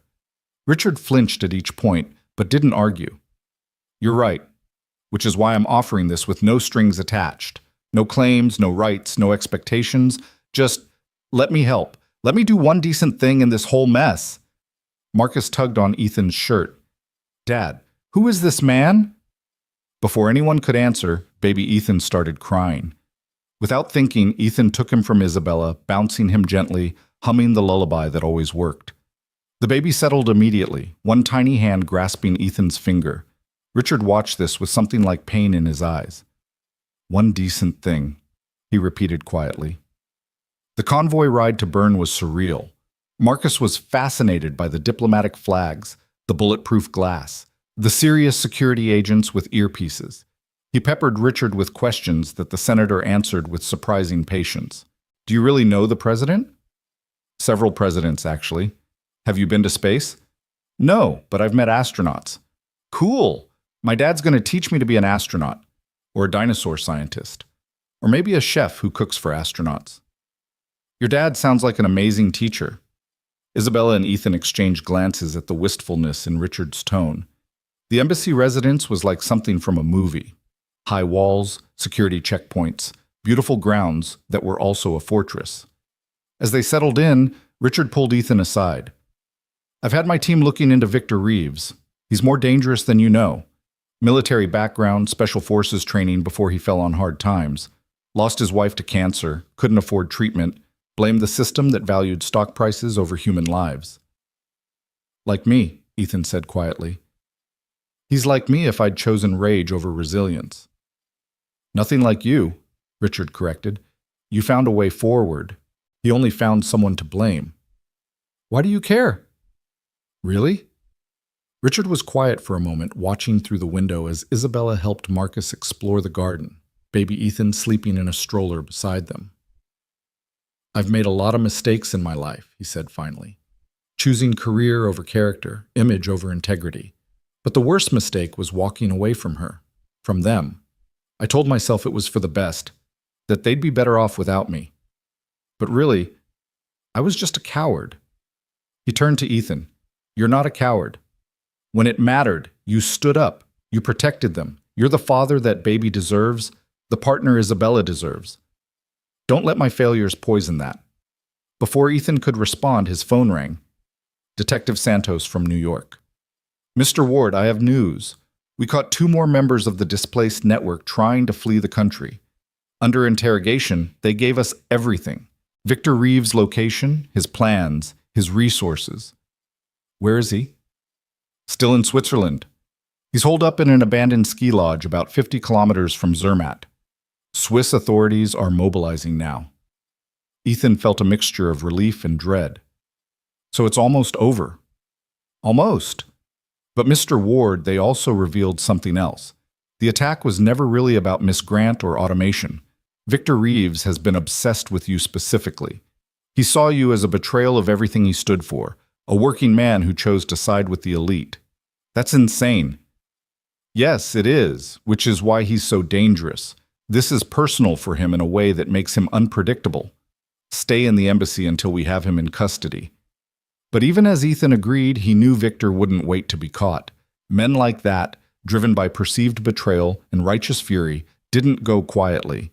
His instinct proved right 3 days later. It was Marcus who saw him first, looking out the embassy window during breakfast. Dad, there's a man at the gate. He looks sad. Ethan moved to the window and his blood froze. Victor stood at the main gate, hands visible, no obvious weapons, just standing there like he was waiting for a bus. Take the boys upstairs, Ethan told Isabella. Don't you dare go out there. I'm not. But I need to end this. Security was already mobilizing, but Victor wasn't trying to enter. He just stood there until one of the guards approached with a phone. The call came through to the residence. Hello, Ethan.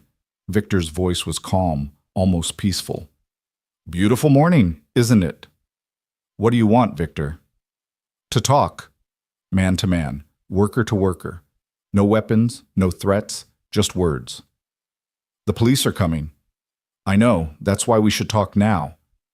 Against every instinct, against Isabella's pleading looks, Ethan found himself walking to the gate. Not outside it, he wasn't that foolish, but close enough to see Victor's face through the bulletproof glass. Victor looked older, grayer, like the past week had aged him years. You look good, he said. Happy. The kid doing okay? They're both fine. Good. Kids shouldn't suffer for adult problems. Victor laughed bitterly. Listen to me, sounding all noble. Truth is, I never wanted to hurt the kids. That was just momentum, anger, David Chen's people getting carried away. Then why? Because you got out, Victor said simply. You escaped the trap the rest of us are stuck in, and not through hard work or playing by the rules, but through blind fucking luck. Right place, right time, right pretty face to save. It wasn't luck, Ethan said. It was choice. I chose to help someone in danger. I chose to speak up about the financial error. I chose to keep going after Sarah died instead of giving up. Choice, Victor repeated mockingly. Must be nice to have choices. Some of us just get to choose between bad and worse. You chose this, Victor. You chose to hurt people, to terrorize children. That's on you. Victor's mask finally cracked. You think I don't know that? You think I don't see my wife's face every time I close my eyes, disappointed in what I've become? She would have hated this, hated me for this. Then stop, Ethan said. It's not too late to stop. Yes, it is. Victor pulled something from his pocket, not a weapon, just a photo. A woman, smiling, beautiful despite the obvious illness. Emma would have liked you, would have said you were one of the good ones. Make sure your boy knows how lucky he is. Make sure he knows. Police sirens were getting closer. Victor carefully placed the photo on the ground, then put his hands on his head. Tell Isabella Grant something for me, he said as officers surrounded him. Tell her the system's broken, but maybe, just maybe, people like her and people like you working together can fix it. Tell her I said that. They took him away quietly, no struggle, no final declarations. Just a broken man who'd chosen the wrong path and knew it. Ethan stood at the gate for a long time after the police cars disappeared, thinking about paths not taken, choices that led to salvation or destruction, the thin line between himself and Victor Reeves. You okay? Richard Blackwood appeared beside him, surprising Ethan with his presence. I worked beside him for 2 years. Never knew about his wife, his pain, any of it. Would it have changed anything? Maybe. If I'd reached out, been a friend instead of just a coworker. You can't save everyone, Ethan. Sometimes people don't want to be saved. They want to be angry. Speaking from experience, Richard smiled sadly. More than you know. He paused, then added, I'm leaving for Washington tonight. But before I go, there's something I need to say. They walked through the embassy garden, stopping by a bench overlooking a fountain. I'm withdrawing from the presidential race, Richard said quietly. My team doesn't know yet, but I've decided. Why? Because I looked at that baby, at Isabella, at you and Marcus, and realized I've been chasing the wrong things my entire life. President Blackwood would be remembered for 4 or 8 years, but being a father, that's forever. And I threw it away. It's not too late. Yes, it is. That baby has a father, you, and he's lucky to have you. Richard stood, straightening his perfect suit. I'm setting up a trust fund for him. For both boys, actually. Isabella can't refuse. It'll be in their names, accessible when they turn 18. Enough for college, graduate school, whatever they want. Richard, let me do this. Let me contribute something positive to their lives, even if I can't be part of them. Ethan stood too, and on impulse, offered his hand. Richard shook it, his grip firm. Take care of them, Richard said. I will. I know. Richard walked away, and Ethan never saw him in person again. 6 months later, the news would report Senator Blackwood's shocking retirement from politics to focus on humanitarian work. But Ethan would know the real reason. Sometimes the bravest thing a man could do was admit he wasn't the hero of the story. That evening, with Victor in custody and the immediate threat over, the embassy residents felt different, lighter. Marcus was teaching baby Ethan to play peekaboo, both boys giggling. Isabella was on a video call with the Nexus board, officially announcing her transition to an advisory role. So what now? She asked later, after the boys were asleep, curled against Ethan on the couch. Now we build that company you mentioned. Ward Grant Technologies Grant Ward sounds better, she teased. We'll flip a coin. Or, she said, pulling out a small velvet box, we could just call it Ward Technologies. Ethan's heart stopped. Inside the box was a simple gold band, inscription visible, for the man who saved us all. Isabella, I know it's backwards, the woman proposing, but when have we ever done things the traditional way? She was nervous, he realized, this powerful CEO actually trembling. Ethan Ward, you've been my partner, my protector, my family. Will you make it official? Will you marry me? Marcus chose that moment to appear in the doorway, rubbing sleepy eyes. Are you proposing? Cool, say yes, Dad. Then we'll all have the same last name. You were supposed to be asleep, Isabella said, but she was smiling. Baby Ethan woke up, but he's watching too, see? Marcus pointed to the baby monitor, where baby Ethan was indeed awake, gurgling happily in his crib. The whole family's weighing in, Ethan said, his voice rough with emotion. He looked at Isabella, this woman who'd changed his life in every possible way. Yes, of course, yes. Marcus whooped, running to hug them both. We're getting married. Well, they are, Isabella laughed, but Marcus shook his head. No, we all are. We're becoming a real family, the kind that's official and everything. And in that moment, in a borrowed residence in a foreign country, having survived violence and threats and impossible odds, Ethan understood what home really meant. It wasn't a place or a building or even safety. It was this. These people, this love, this choice to build something together from the broken pieces of their separate pasts. We're already a real family, he told Marcus, pulling them all closer. The official part is just paperwork. Important paperwork, Isabella added, kissing him, while Marcus made exaggerated gagging noises. Outside, the Swiss night was peaceful, stars visible despite the city lights. Somewhere, Victor Reeves was in a cell contemplating his choices. Somewhere, Richard Blackwood was flying back to a life he no longer wanted. But here, in this moment, the Ward Grant family, or Grant Ward, they'd figure it out, was complete, safe, and ready for whatever came next. The wedding planning began immediately, though planning was perhaps too generous a term for Isabella's approach. She attacked it like a hostile takeover, with spreadsheets and color-coded timelines that made Marcus giggle every time he saw them spread across the dining table. We could just go to City Hall, Ethan suggested one evening, watching her reconcile vendor quotes with the intensity she'd once reserved for billion-dollar mergers. Absolutely not, Isabella said without looking up. Marcus wants to be ring bearer and best man. Baby Ethan needs to be in a tiny tuxedo. We're doing this properly. Properly meaning a 1,000-person event at the plaza? She finally looked at him, and he saw the vulnerability beneath the CEO exterior. Properly meaning our families, the one we've made, celebrating us. Maybe 50 people. Maybe here in Switzerland, where we became us. The way she said it, soft and uncertain, made him round the table to kiss her. That sounds perfect. But even as they planned their future, the past wasn't quite done with them. The call came on a Tuesday morning while Ethan was teaching Marcus long division and Isabella was in a video conference with potential investors for their new company. Mr. Ward? This is Director Harrison from the FBI. We need to discuss Victor Reeves. Ethan's stomach dropped. Did he escape? No, sir. He's dead. Suicide in his cell last night, but he left something for you. A letter and a laptop with files we think you need to see. The room seemed to tilt. Victor, broken and defeated Victor, had taken the final escape route. Despite everything, Ethan felt a wave of complicated grief. There, but for the grace of God and different choices went he. What kind of files? Evidence, Mr. Ward. Victor was many things, but he was also meticulous. He documented everything, every member of the displaced, their plans, their contacts. But more importantly, he had files on Nexus, on several tech companies, actually.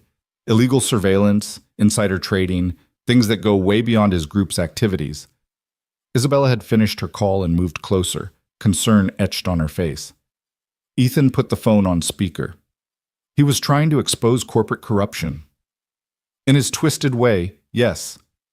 He wrote that if he couldn't tear down the system from outside, maybe the truth could destroy it from within. Mr. Ward, Ms. Grant, some of these files implicate board members at Nexus, people you know. Isabella went pale. Who? I can't discuss details over the phone. But we need you back in New York, both of you. You're not suspects, but we need your help understanding these documents. After the call, they sat in stunned silence while Marcus, sensing the mood, quietly took baby Ethan to the playroom. He documented everything, Isabella said finally. If there's really corruption in my company, my father's company, we'll handle it, Ethan said firmly. Together. This could destroy Nexus. Everything my father built, everything I've worked for. Or it could save it, cut out the cancer before it spreads further. She looked at him with those green eyes that had first captured him in a conference room that felt like a lifetime ago. When did you become the optimist in this relationship? When you showed me I had something worth being optimistic about. The flight back to New York felt like traveling backward through time.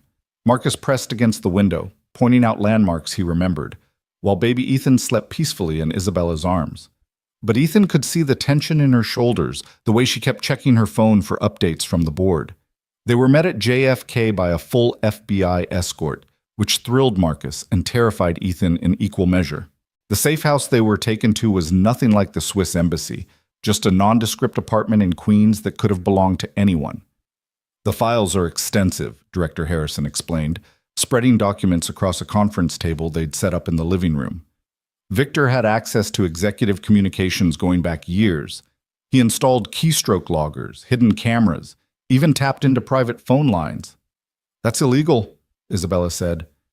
Highly. But so is what he uncovered. Harrison pulled out a specific folder. 3 members of your board have been selling insider information to competitors. Your CFO has been siphoning funds through shell companies.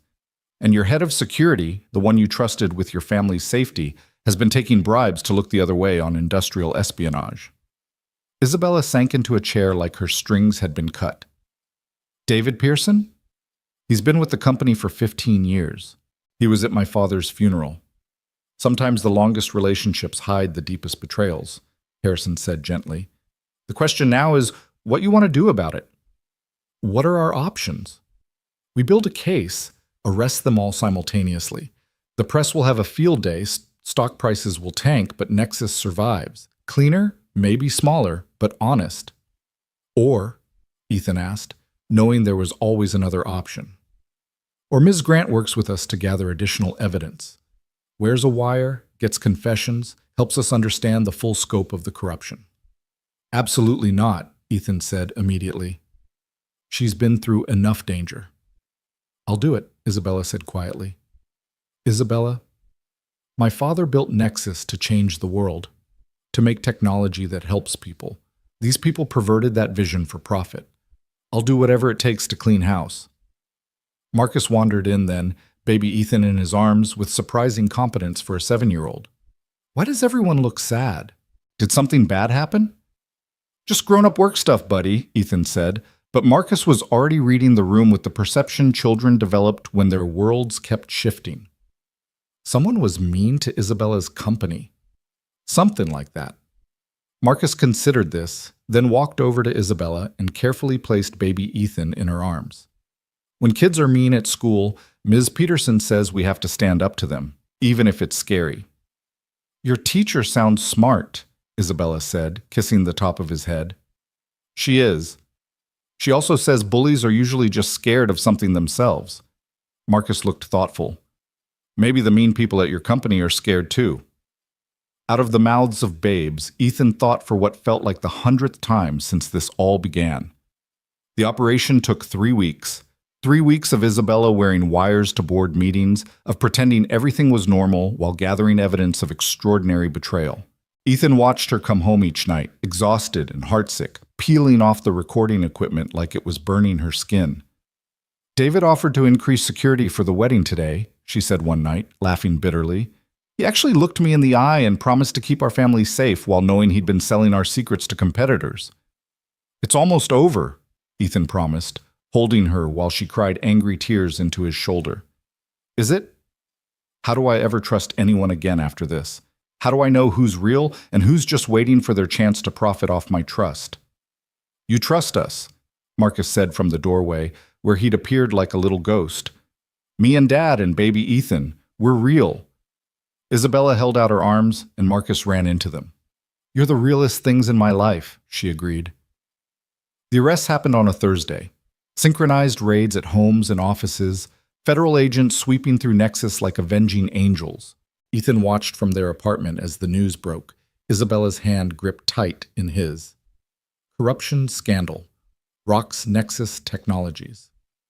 CEO, Isabella Grant exposed own board's crimes. The billionaire who chose justice over profit. They're making me sound heroic, Isabella said flatly. I'm not heroic.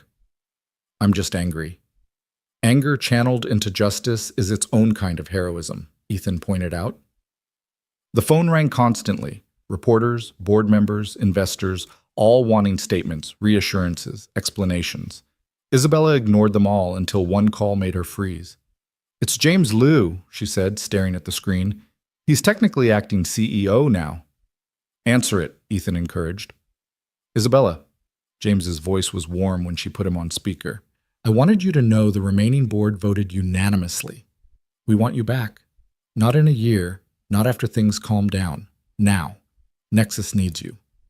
I resigned, and we're refusing to accept it. The company needs leadership that chose integrity over easy profits. It needs you." Isabella looked at Ethan, a question in her eyes. "What about our company?" he asked. "Ward Grant Technologies?" "Why not both?" James suggested. "Nexus could be your first major investor. Partnership, not employment. You'd have a seat on the board, consulting role, but your focus would be on building something new. Best of both worlds." "I need to think about it," Isabella said.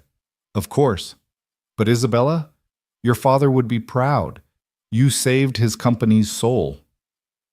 After James hung up, they sat in the gathering darkness, baby Ethan babbling in his high chair while Marcus built elaborate block towers on the floor. "We could stay," Isabella said tentatively. "New York is home. The boys have roots here." "Or we could go back to Switzerland," Ethan countered. "Fresh start, clean slate."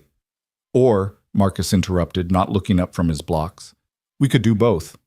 Like that man said, best of both worlds." "What do you mean, buddy?" "Summer in Switzerland, school year in New York.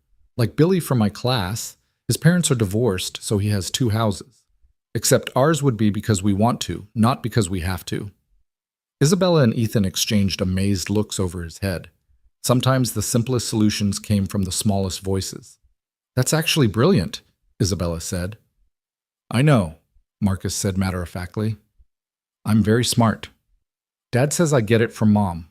Both moms." The casual way he included Isabella in that statement made her eyes well up. She'd become Mom without ceremony or declaration, just through presence and persistence and love. The wedding happened 6 weeks later, on a perfect October day in Central Park.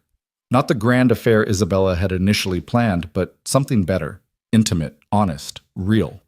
Marcus stood as best man and ring bearer, taking his duties so seriously that he practiced his walk for hours. Baby Ethan, in his tiny tuxedo, was carried down the aisle by Mrs. Chen, their former neighbor, who'd become like a grandmother to both boys.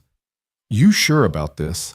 Ethan asked Isabella as they prepared to walk out together, breaking tradition because nothing about their relationship had ever been traditional. "I've never been sure of anything in my life," she said, then laughed. "Except maybe that first job offer. I knew you were going to change everything the moment you corrected my financial projections." "You changed everything," he corrected. "I was just trying to keep up." The ceremony was simple, officiated by a judge who'd known Isabella's father. But it was Marcus who stole the show, insisting on making a speech he'd written himself. "When my first mom went to heaven, I thought we'd be sad forever," he read from his carefully printed notes. "But Dad said hearts are like houses. They can always build new rooms. Isabella and baby Ethan aren't replacing anyone. They're just new rooms in our heart house. And now we have so many rooms, we'll never run out of space for love." There wasn't a dry eye in the small gathering. Even Director Harrison, who'd come as a guest after everything they'd been through together, was discreetly wiping his cheeks. Richard Blackwood didn't attend, but he sent a gift, a photo album filled with pictures of Isabella's parents he'd somehow acquired, moments she'd never seen, her history returned to her. The note simply said, "For your children to know where they came from. All my best, R." As they exchanged rings, Ethan thought about the strange journey that had brought them here. A janitor and a billionaire, a widower and a single mother, 2 broken people who'd built something whole from the pieces. "You may kiss," the judge began, but Isabella was already pulling Ethan close, kissing him like they were alone in the world instead of surrounded by everyone they loved. "Gross!" Marcus shouted cheerfully, making everyone laugh. Later, at the small reception at Isabella's, penthouse, Ethan found a moment of quiet on the balcony. The city sprawled below, lights beginning to twinkle in the gathering dusk. He thought about Sarah, hoping she'd approve of this new life he'd built. Somehow, he thought she would. She'd always said he was stronger than he knew.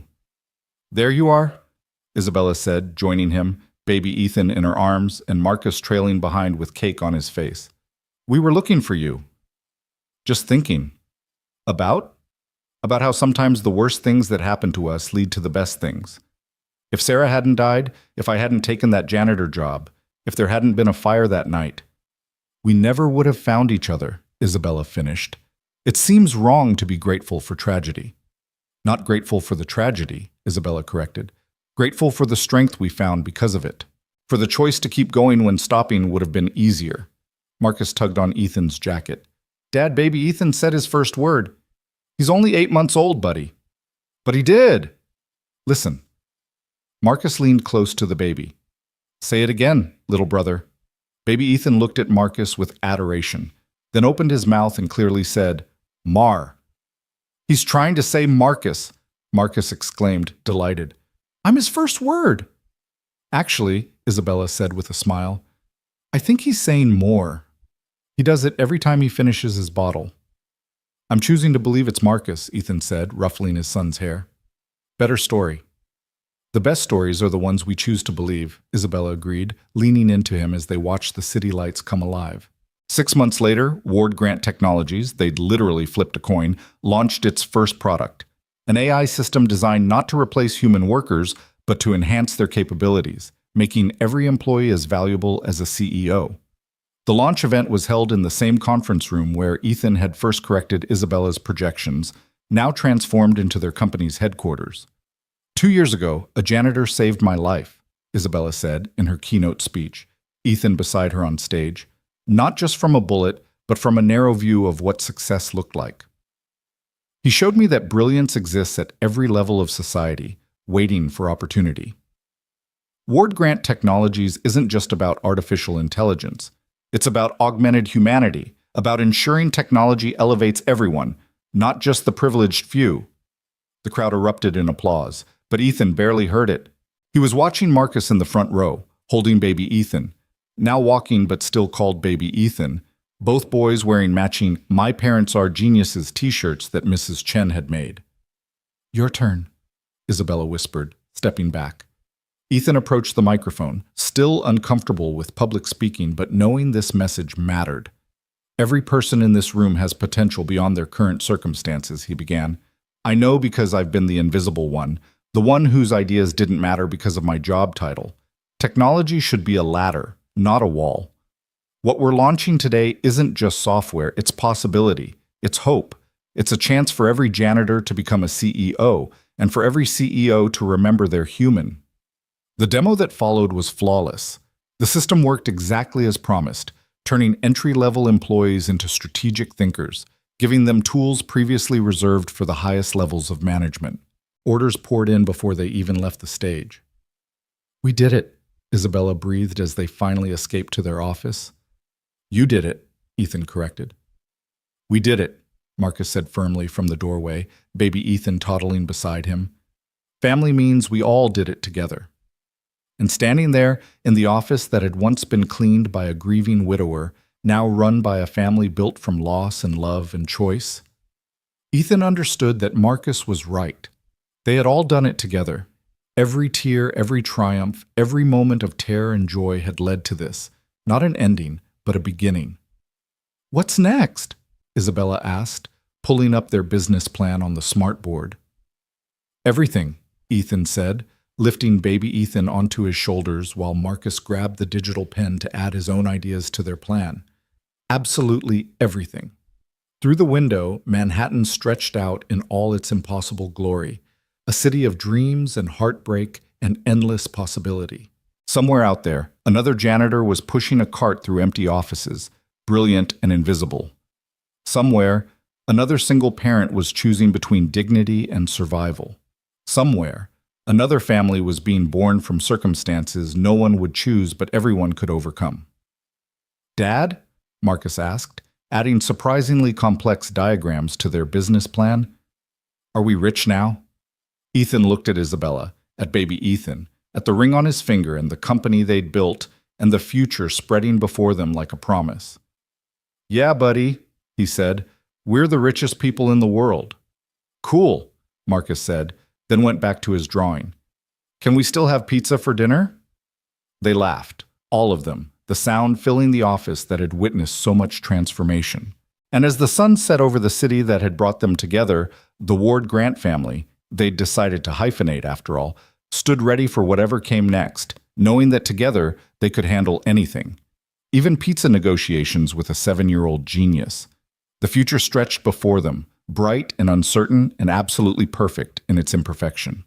They'd found each other in the most unlikely way, built love from loss, created family from chance and choice and sheer determination.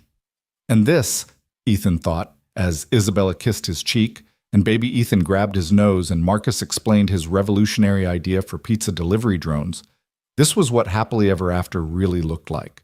Not perfect, not without challenges, but real and messy and wonderful in theirs. The janitor who'd become a CEO, the billionaire who'd learned to trust, the boy who'd gained a mother and brother, the baby who'd never know a world without all of them together. Their story had begun with a fire and a gunshot, with terror and courage and impossible choices. But it continued with this: ordinary moments made extraordinary by the simple fact that they were sharing them. And somewhere in the city below, Victor Reeves's laptop sat in an FBI evidence locker, its secrets exposed, its purpose served. He'd been wrong about many things, but he'd been right about one. Sometimes the system was broken.